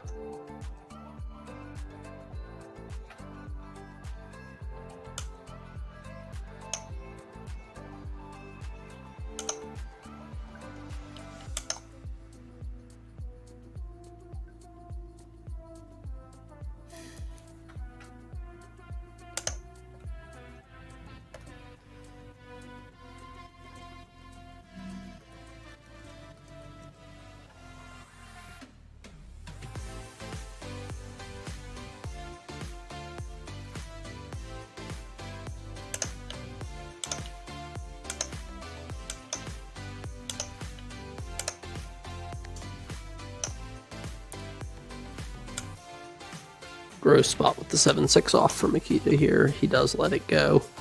I think that's fairly close, but certainly can't fall to fold.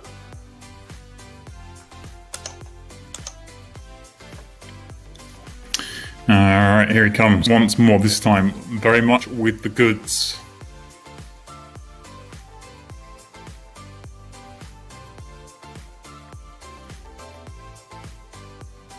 I can imagine in high roller tournaments, it's similar to what Gabe was saying about running into Tom Dwan with aces. You know, running into Adamo with ace king. It's just 10-3 suit under the gun. It's just not your day. 10-3's the hand. We're learning today. This is the hot hand. Yeah, I mean, this is just insane, man. Just really going for it.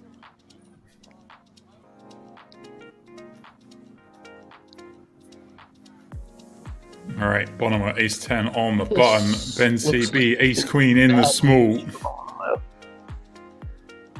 going to need to catch, or he will be a goner.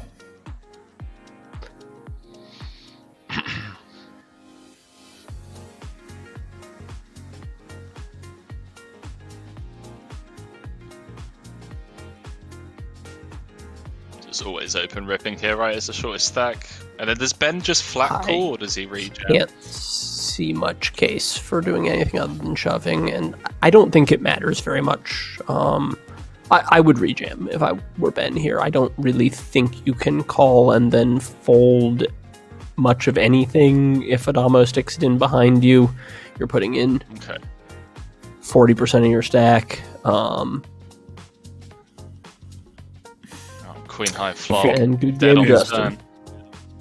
Yeah, queen bad news. The 6 is terminal. Bonomo out in 6th, picking up 77k. Down to 5. Mikita sticking around here on that short stack. It's the ladder up. Has to do the rest, of course. NCB back above the milli mark.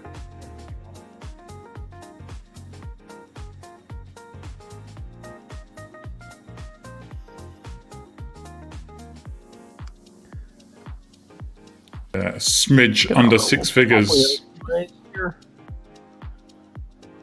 He's been playing a lot more raises than limps. I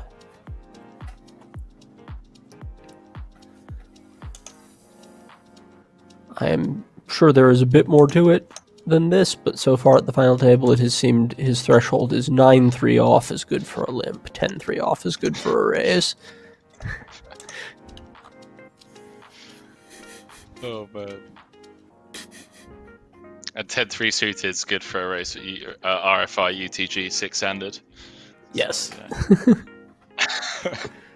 Take notes, boys and girls, or maybe the old Mythbuster slogan: "Don't try this at home." It depends how you're feeling on the day.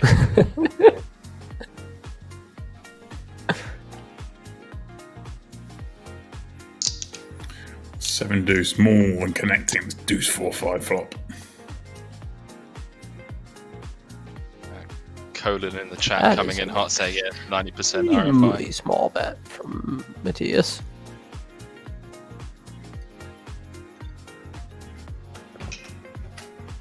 Adamo certainly not folding. Wouldn't be totally shocked to see a raise here even.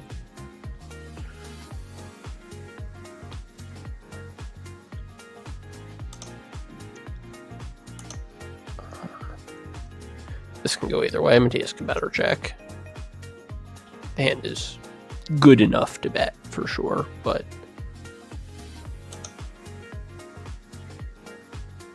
reasonable spot to play defensively and reduce your chance of busting. Are we betting 2/3 here and just checking a lot of rivers? Certainly, any ace 3, spade 6, probably 4 or 5. A really clean river, like the river's at 9 or a 10. I think you might try to bet again.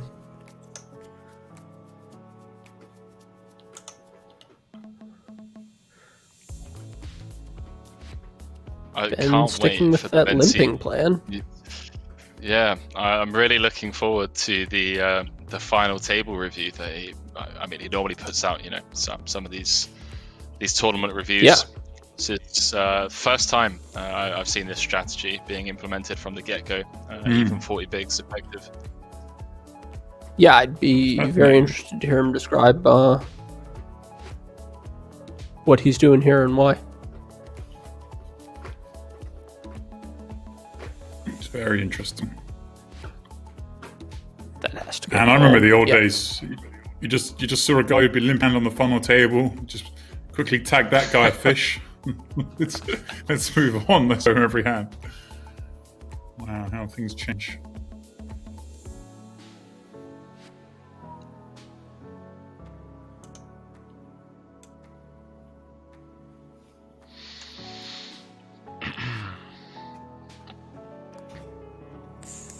I think we're probably going to see a non-all-in 3-bet from Ape here. That feels like the play in this spot.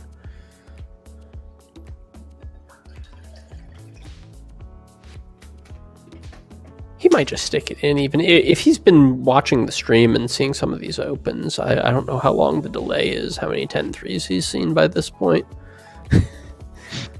Right. Well, my default would be exactly what he's done here, but enough. If I've seen enough 10-3s, I might just rip it instead. Well, yikes! Oh Addam boy! flicks in the pips. Nothing just yet, but the monster draw 10-6 or heart would get him there. Of course, the jack but the pair's also live. Yeah, exactly. I mean, this is if Addam can start flopping flops like this when he makes these peels, what chance do the others? Yeah. What sizing did we go for here? SPR 1.5. I think you actually probably take the free card here. No, he goes ahead and bets it. Yeah, if you're gonna bet, I think you use a small size like that. Like we're bet calling if Ape does go for the check jam. Yeah, I think you have to. I mean, how can you not? Yeah. I wouldn't be shocked if Ape does stick it in here. I guess he's probably not going to, but yeah. Well, it's been all about Adamo so far today. Almost half the chips in play, 5 left. Everyone guaranteed $98,000 for their efforts. Presumably, we're going to see Mikita stick this in and Adamo fold.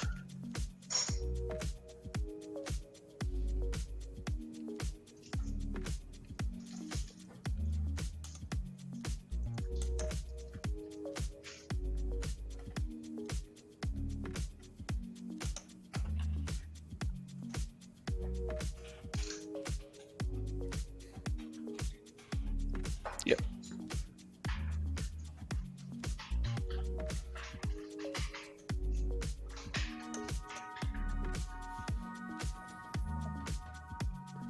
Adam's got to feel a bit aggrieved here.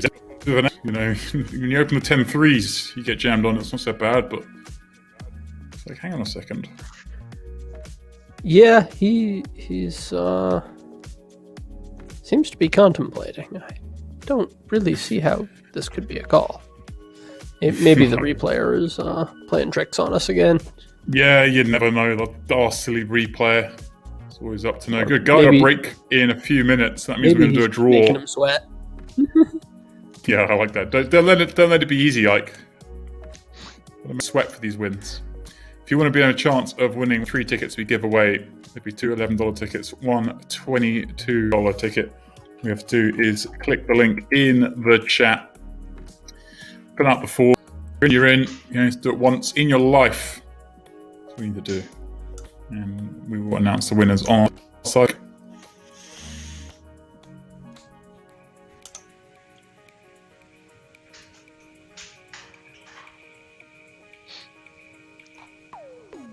Any incentive for Addam to kind of keep Mikita in, just so he can abuse Matthias and Ben? Yeah, absolutely. I mean, if you're just like right on the border between call and fold there, I think that's a definite factor to consider, is that the scenario where Mikita is still in with 500k is considerably better for you than, you know, the average of the scenario where he's out and the scenario where he's doubled. Yeah. If, you know, in terms of chip EV on the call, it's pretty close. I think that's a definite tiebreaker. Or maybe more than a tiebreaker, even. I think that can be a reason to deviate a little towards folding. The first RFI we've seen from bencb so far today, pocket jacks on the bottom. Yeah.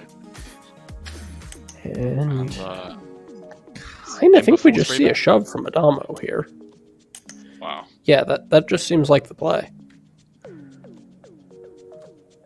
Yikes. Here we go. First big test of Addam. Not going to get there. I'm genuinely surprised that Jack's held. When it came to Queen High 1 heart, I was like, this is a brick on the turn. Surely there's going to be some sweat.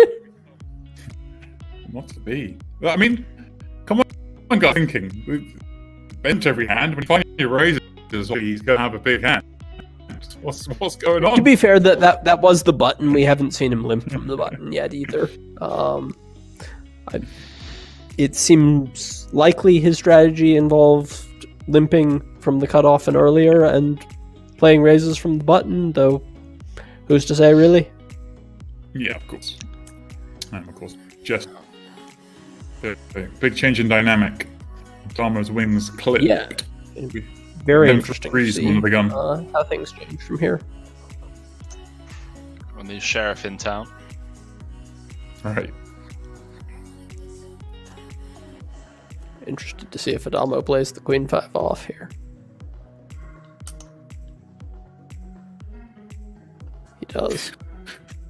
So maybe they're not just yet then.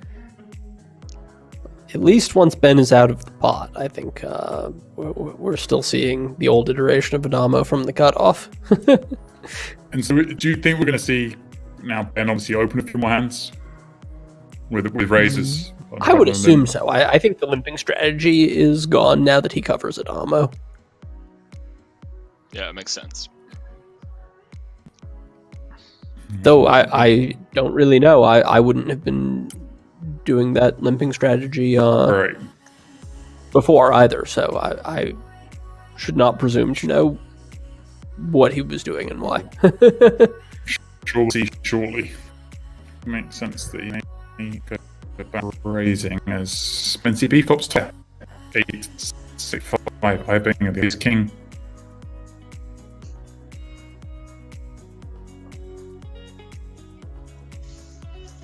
I like this lead. I think that's a good play.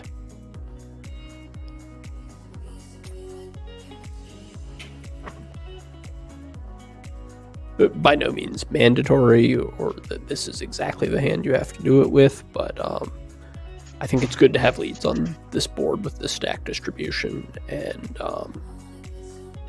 yeah, good on him for finding that. He's found us trying to double check it over to Eibinger. He's surely done with this pot now. Oh, I say surely, I mean... Yeah, I mean, bluff. This is as good a hand to bluff with as any, really. Right. I mean, having a 10 to river straights, at least sometimes, is appealing, but I think you can use other stuff as well. A really good river from ace to... Let's try and get to showdown.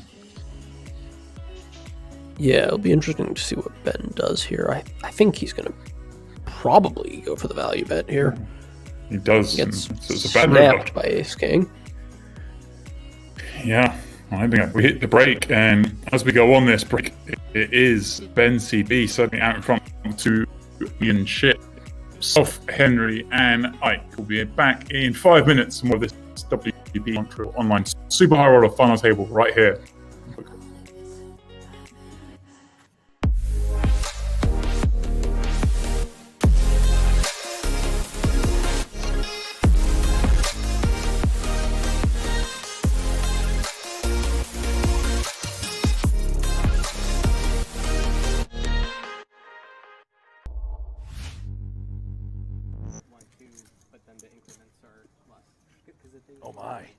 Oh my goodness. Wow, it comes 10-7-6, the Stone Cold Nuts for Seidel, and top set for Seth Davies. Chan, by the way, is a gut shot and a backdoor nut flush draw.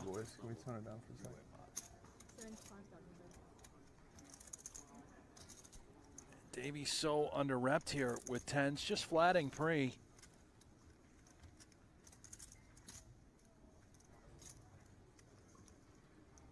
Recognizes strength immediately for Seidel to be continuing on this sort of texture after being called in 2 spots. He knows that Seidel has either A, connected, or he does have some sort of overpair, potentially a flush draw.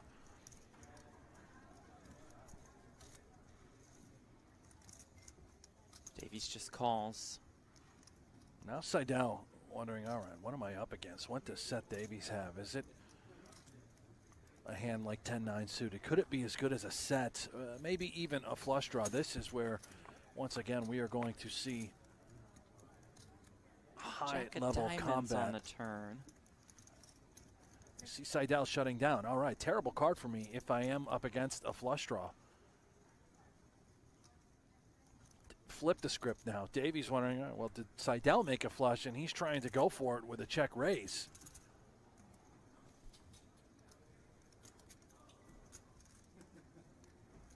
Does have the 10 of diamonds, so he can remove that sort of holding from Seidel's range. Can never have 10x of diamonds making a flush. Bet is 300K from Davies. Seidel is 935K behind.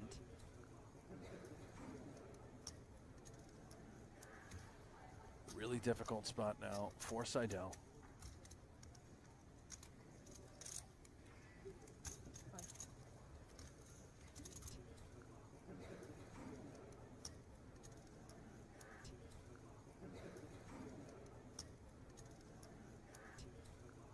Does make the call. About $1 million in this pot. Reverse the Queen of Spades. Could we possibly see another set go check here on the river? It's a quick check from Seidel.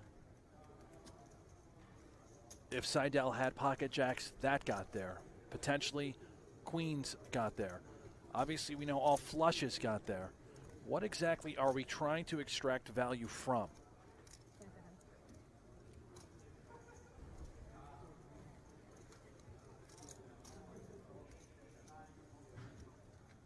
Even a hand like Ace-King with a diamond, that is now home.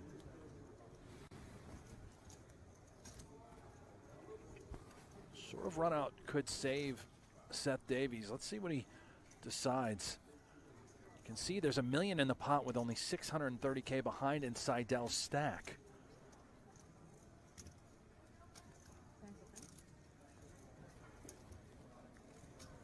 All in. Davies is going to go for it. And this is absolutely sick. Seidel just doesn't love it, thinking, what am I up against? Right. He would never shove 2 pair, right? I do believe this is at the bottom of Seth Davies' value range here.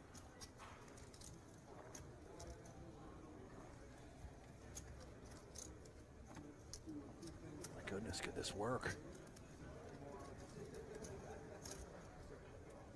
Seidel does make the call, and Seidel will double up.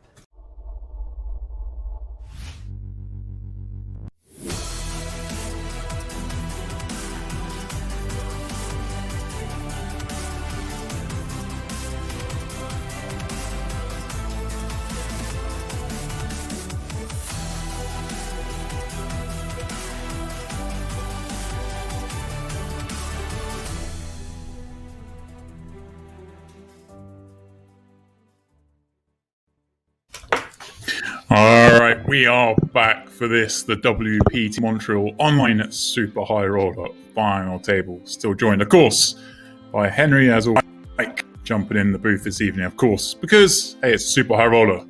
We need the main man in. Yeah, seen some fun action so far, guys, but... Yeah, where's Jason today? He's let the team down. That's true. It's true. Slacking, you know. But it's a little bit of change. If you were joining us and maybe you missed the last sort of 20 minutes or so, bencb doubling up through Adamo and then winning another pot just for the... He's now the man over 2 million. Adamo is slipping back to 1.3. Mikita been short the entire final. Yeah, I'm not surprised to see this shove. That's a gross spot. Maybe even short. Yeah. Maybe even shorter after this hand. Needs to find quickly. Doesn't do so. First hand back. bencb continues climb. Nearly half the chips in play. Down to the last 4.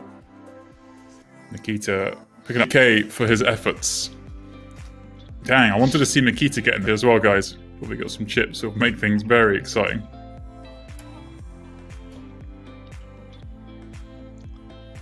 I'm really excited. Obviously for the super high roller, you know, we got 4 left now. But I just received word that my Christmas present for Phil Galfond is finally ready, even though it's a month late. And I can't wait to send it to him. I'm really excited, man. Is my present still on the way, Henry? Is that caught up? I was waiting for you to send me to ship the money to me, mate. But now that you've done it, you're in the good books. You get a Christmas present this year. That's all right. Well, yeah, very happy again, guys. We did the draw for those tickets. Quickly tell you that the $11 tickets went to Gun and Ron Jeremy BL. The winner of the $22 ticket, Pool88. So congrats to you 3. Best of luck. Whatever you decide to do with them. Man, and needs no tickets. Adamo, he's got 2 9s. Stabbing on his ace queen jack. Interesting.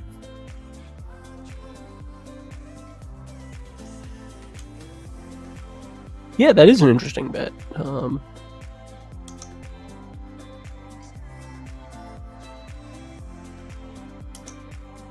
Fine play, I think. I mean, you stick in the 1 bet there, and then I guess you probably just check and hope to show it down from here. And that may well work out, because, you know, that this king high is often the best hand. As we've seen, Adamo is open raising a bunch of 2 cards lower than a jack. And, you know, by slotting a few hands like this into your C-bet range, you put pressure on the in-position player to find some bluffs, because you have these hands that are not just one-and-done bluffs, they're a little bit of showdown value. And, yeah, you get outcomes like that, which are really good for you. That's just how we drew it. Yeah, how c-betting that hand can work out sometimes.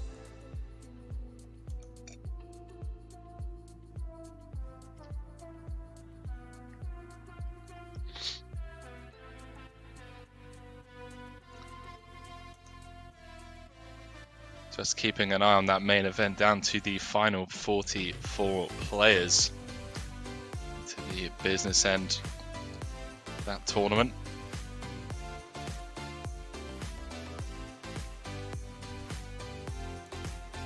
I think Matthias has to stick this in. I just seen yes, Matthias King Jack suited. Yeah, Higgins just asked about that main in a second, because this hand's going to be of interest. And I think Adamo probably just folds here.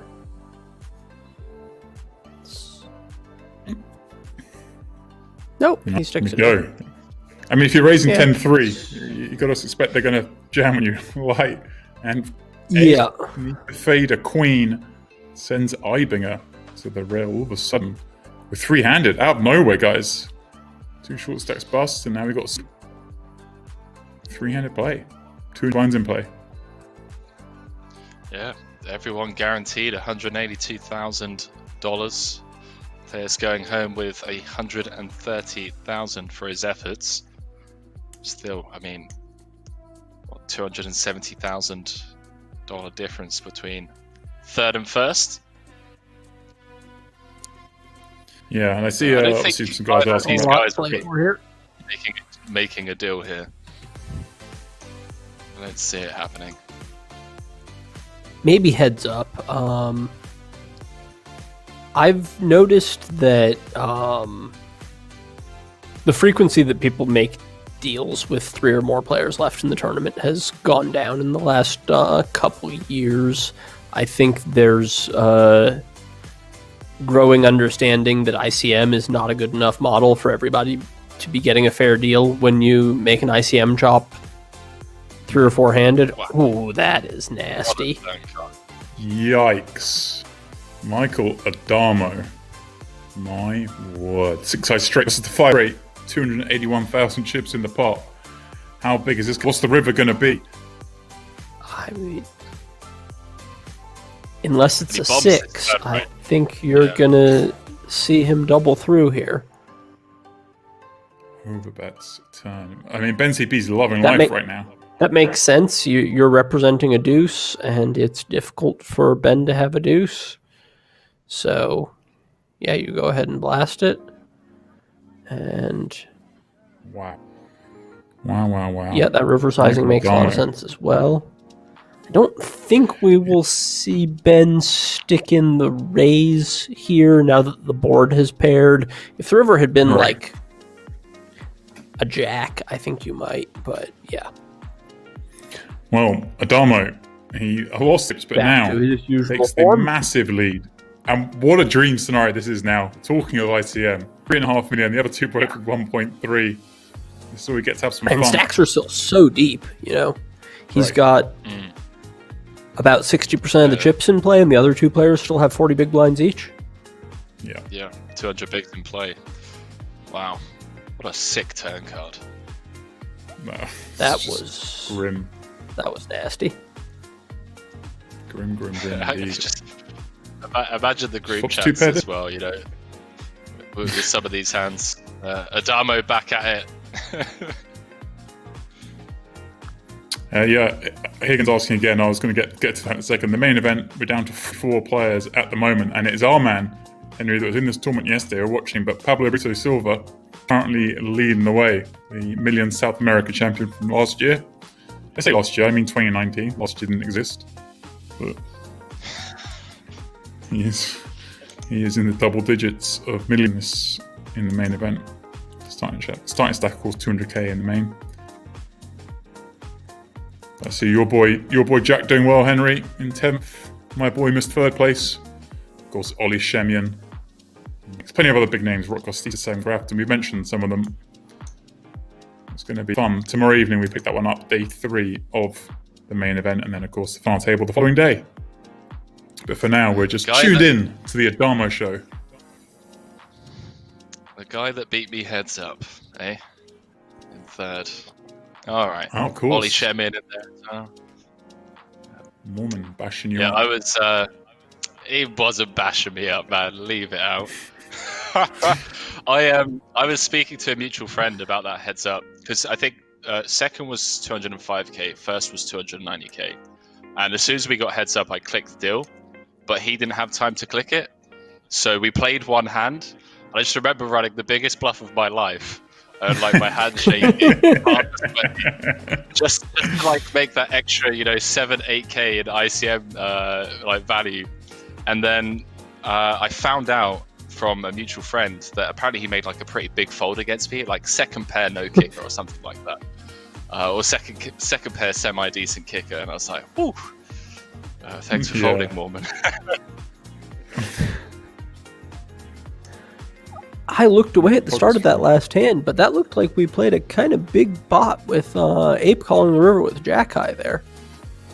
Yeah. Was it? I missed it as well. I was listening to the story. Yeah, I mean, he's lost a couple hundred K, so...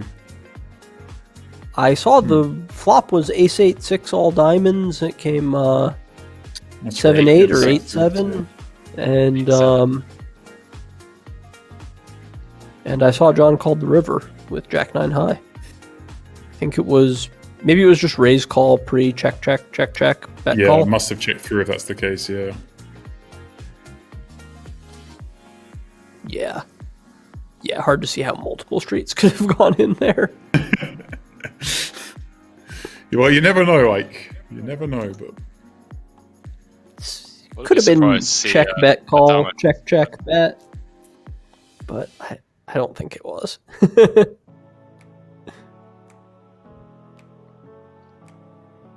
Is Ben cool with the ace with the king high here? It does, just let it go. I think it would be a consideration, but I mean, he does block the 9 deuce value bet.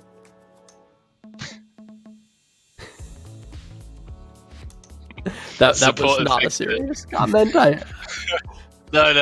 I think it's a very important thing to note, Ike, with from what we've seen so far today. You know. More seriously, if I were going to call it with king high there, I think I prefer to have a higher kicker or even a lower one.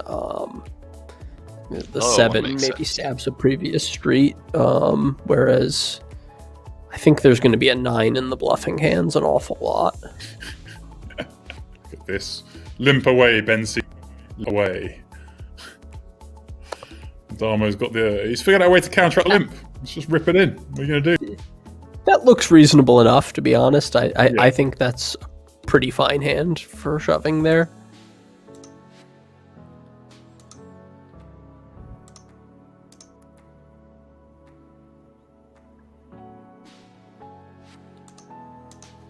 Maybe trouble ahead for Mr. bencb. Middle pair against top pair.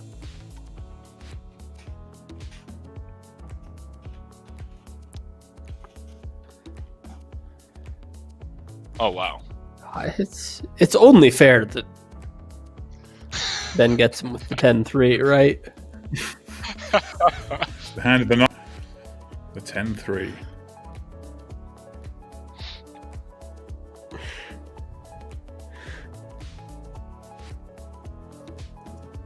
Interesting spot for Adamo if Ben goes big here, which I assume he will.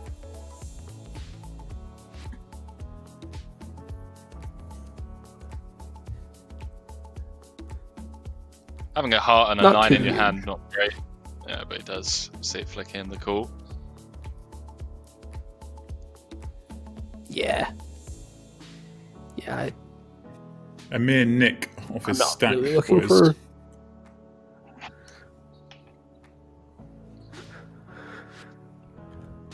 Not really looking for reasons to fold top pair there.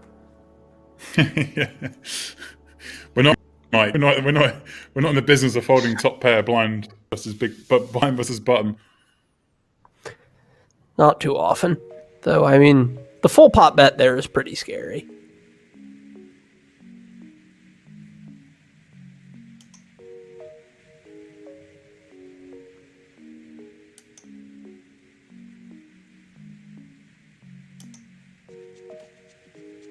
Interesting to see if Adamo defends here.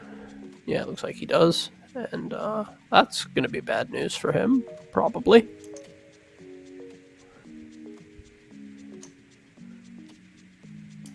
We likely see a big size c-bet here. It's a board that likes it, and it's a hand that likes it.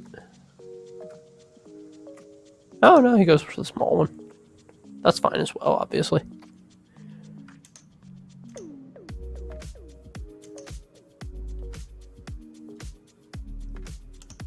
Could see a raise from Adamo here, but I think a lot more calling. Just somehow picks up 4 rounds. Here comes the gut shot.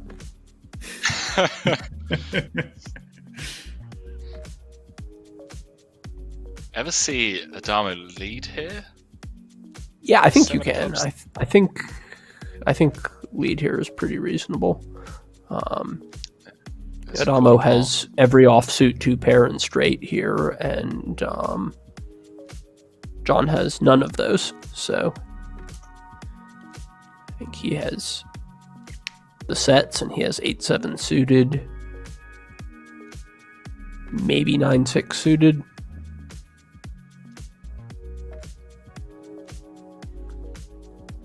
Yeah, raise here seems like the move.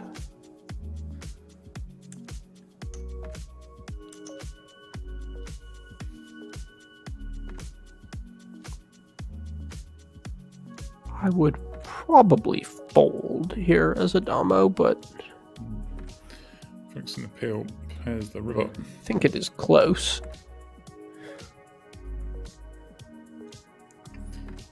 I mean, as a damo, I'd probably call because 6 is going to come quite often. I wonder if we... Yeah, I was thinking it's possible a damo goes for like 10% pot lead there. It seems like... I think it's a real play, and I think it's one he would find at least as often as he should. That feels like an Adamo play to me.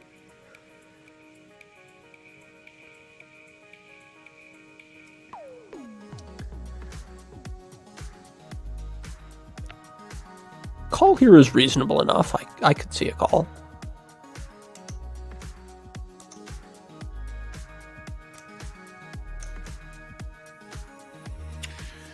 Doesn't press call. There's another medium-sized pot. But still, obviously, over half the chips in play. And now gets 2 jacks in the small blind. I think we almost definitely see an open raise here. And I don't think John is going to defend.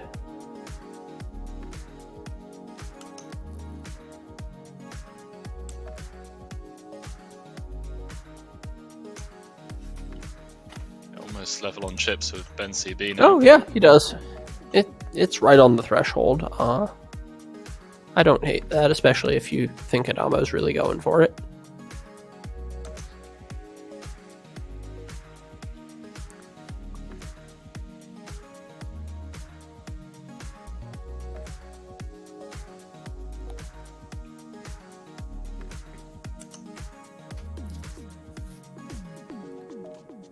How are we all doing, guys? How's everyone's Monday evening going? Monday, me. I reckon it's not necessarily evening for everyone. We are watching 3-handed play here at the Montreal online super high roller. Adamo with over half the chips in. He's in for a fight with bencb and apestyles. Giving it the best they've got. Worth noting, Adamo did fold a button there. He is not on the 100% buttons plan with the stack distribution. We found it. We found the deuce tray. I mean, you can flop a straight with that hand. Yeah. The 9-3's in there though, right? The 9 deuce suited was with about this stack distribution.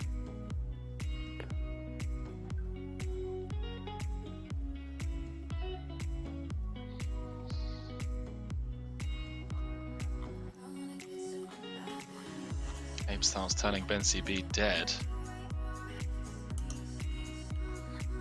Ben sticks around here, middle pair. Does get out of the way. Interesting. I think I would have called that. I mean, the 3 is not the worst kicker to have. Making the low straight is that's a real way to win the hand. I mean, I'm considerably more excited about his hand than like 10-6.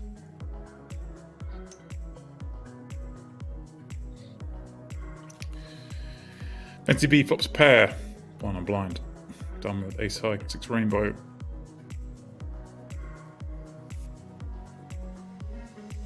Checks through the first time.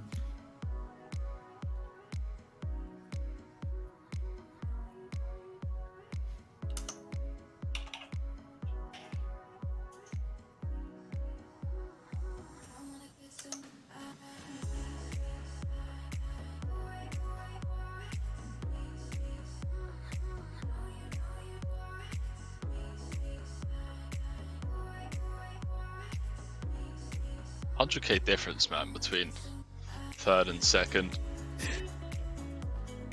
Yeah, it's a big jump. got 20 more from there.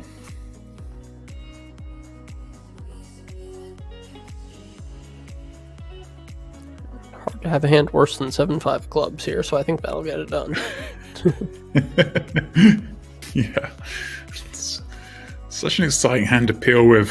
When you see the 9 deuce tray, no club.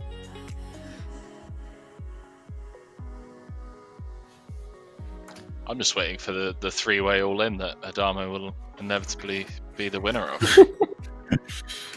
Now the board will run out of straight, Henry. You know this by now.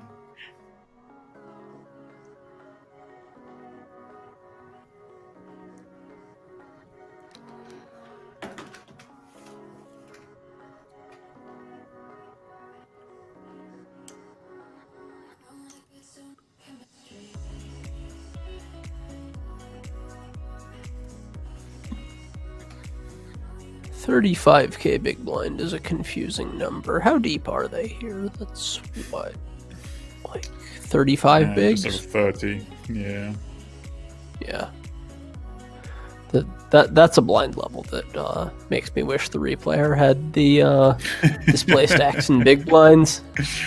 Wow, we found a way to flummox Ike, guys. This is it. Arithmetic is really table. not my strong point. 30 times table. We've got him.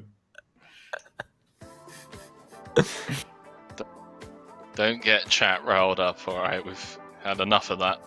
Had to tame them over the last year. Yeah, there will be no big boss displayed whilst I'm here, boys. We're going pure. Whoa. We're going Bam. dropping them in. Have some of that.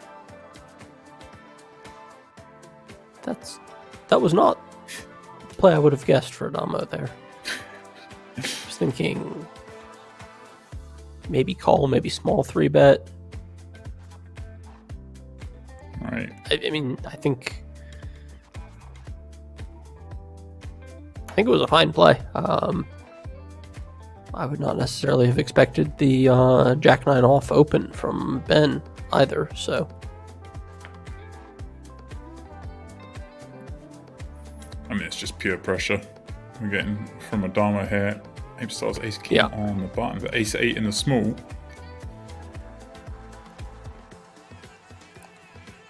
See a 3-bet fold. I would guess Ben just folds here. No, he's going to 3-bet fold it. Alright, so their stacks will pretty much switch around.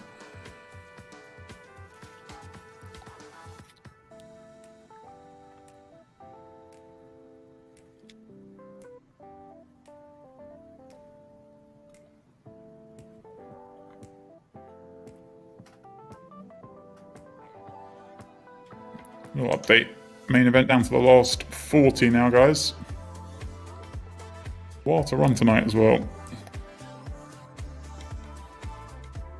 They're at the 35-70 level. They come back tomorrow at the start at 81.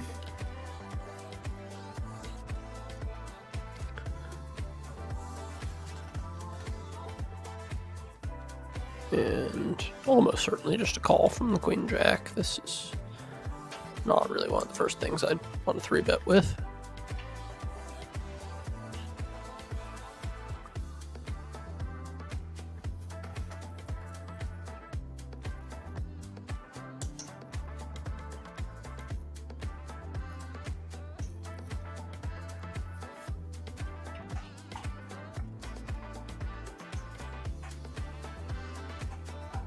Another 2 hours left in the main before remaining players bag and tag day 3.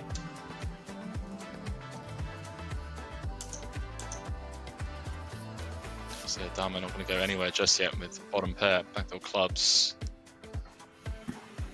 Yeah. Okay. Club fills in. Are we thinking Queen of Clubs on the river here?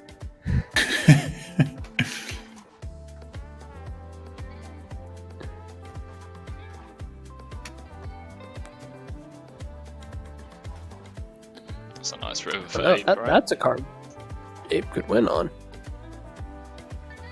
I don't know that he has a mandatory bluff here, I think.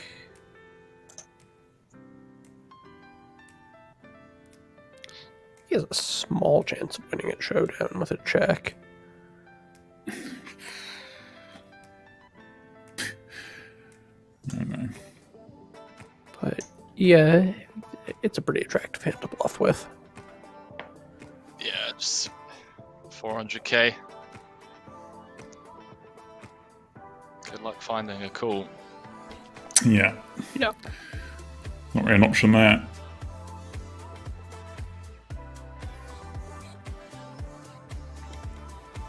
All right, 3 nuts looking hit.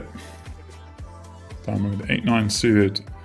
Apestyles, Queen Jack suited. bencb. 7-5 suited. Will we see the elusive 3-way flop? This might just be all in. No, it's just gonna call.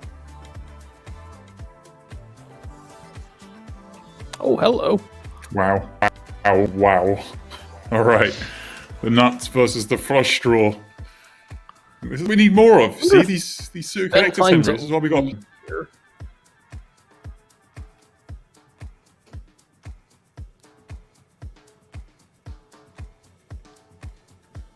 You already know what's coming, boys. Often check.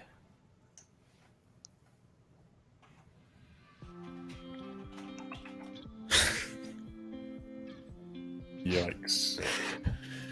That's Ow. filthy.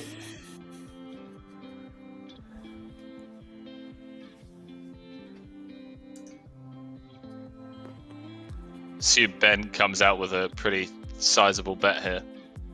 See, denying yeah. against naked diamonds.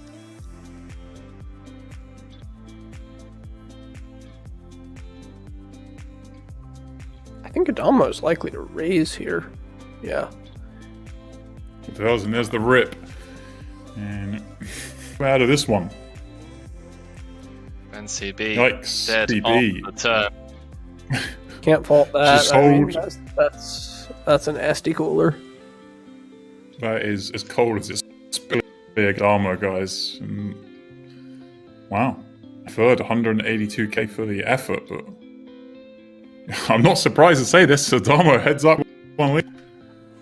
It's had a feeling of inevitability about it this evening. Hiccup horse doubling up bencb. King Jack versus Jacks, small versus button, but bar that has had the run of it. GG's in the chat for Mr. bencb.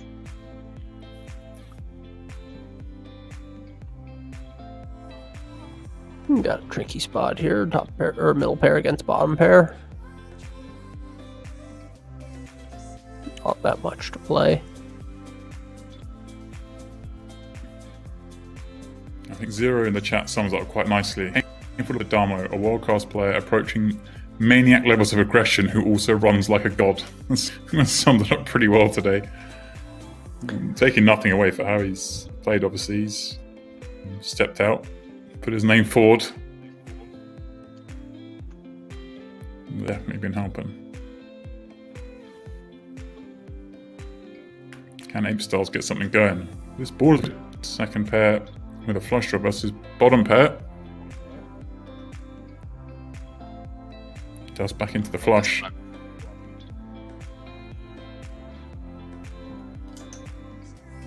Presumably we're just seeing a check from Adamo here, and then Ape could use any of a number of sizes, including just all in. I think might be the one that makes the most sense.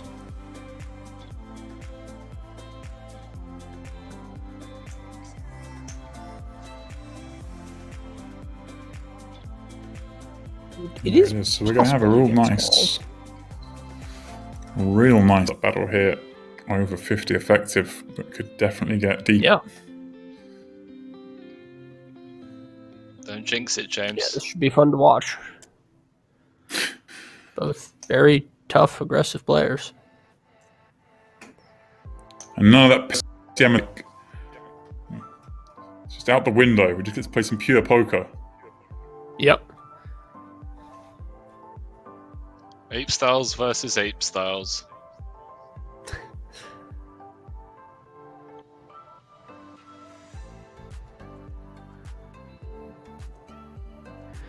Man, I just hope blinds move up to 2040 soon, so I can count the stacks again.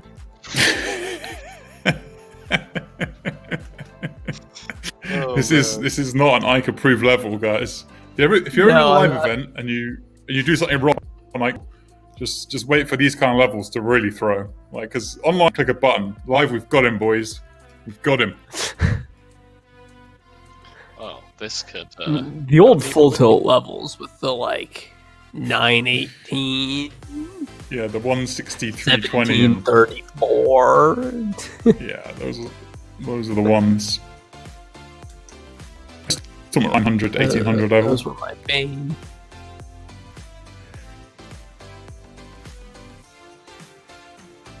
Why do I feel like this is going to find a way in the middle? Potential. There's always potential with these two, Henry. I think Addam just calls here. Oh, wow. Well, it might find a way in the middle from here. There's some turns here that could see Styles smash this in. How's he going to block? 7-6-3 comes out with what, third pot, quarter pot. We'll just get the ace of diamonds on the turn. Too good to consider a raise here. Wow, 9. That might do it. For 8.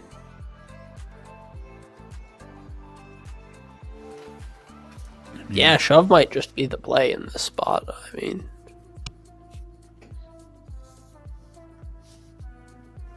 very wet board. 1.3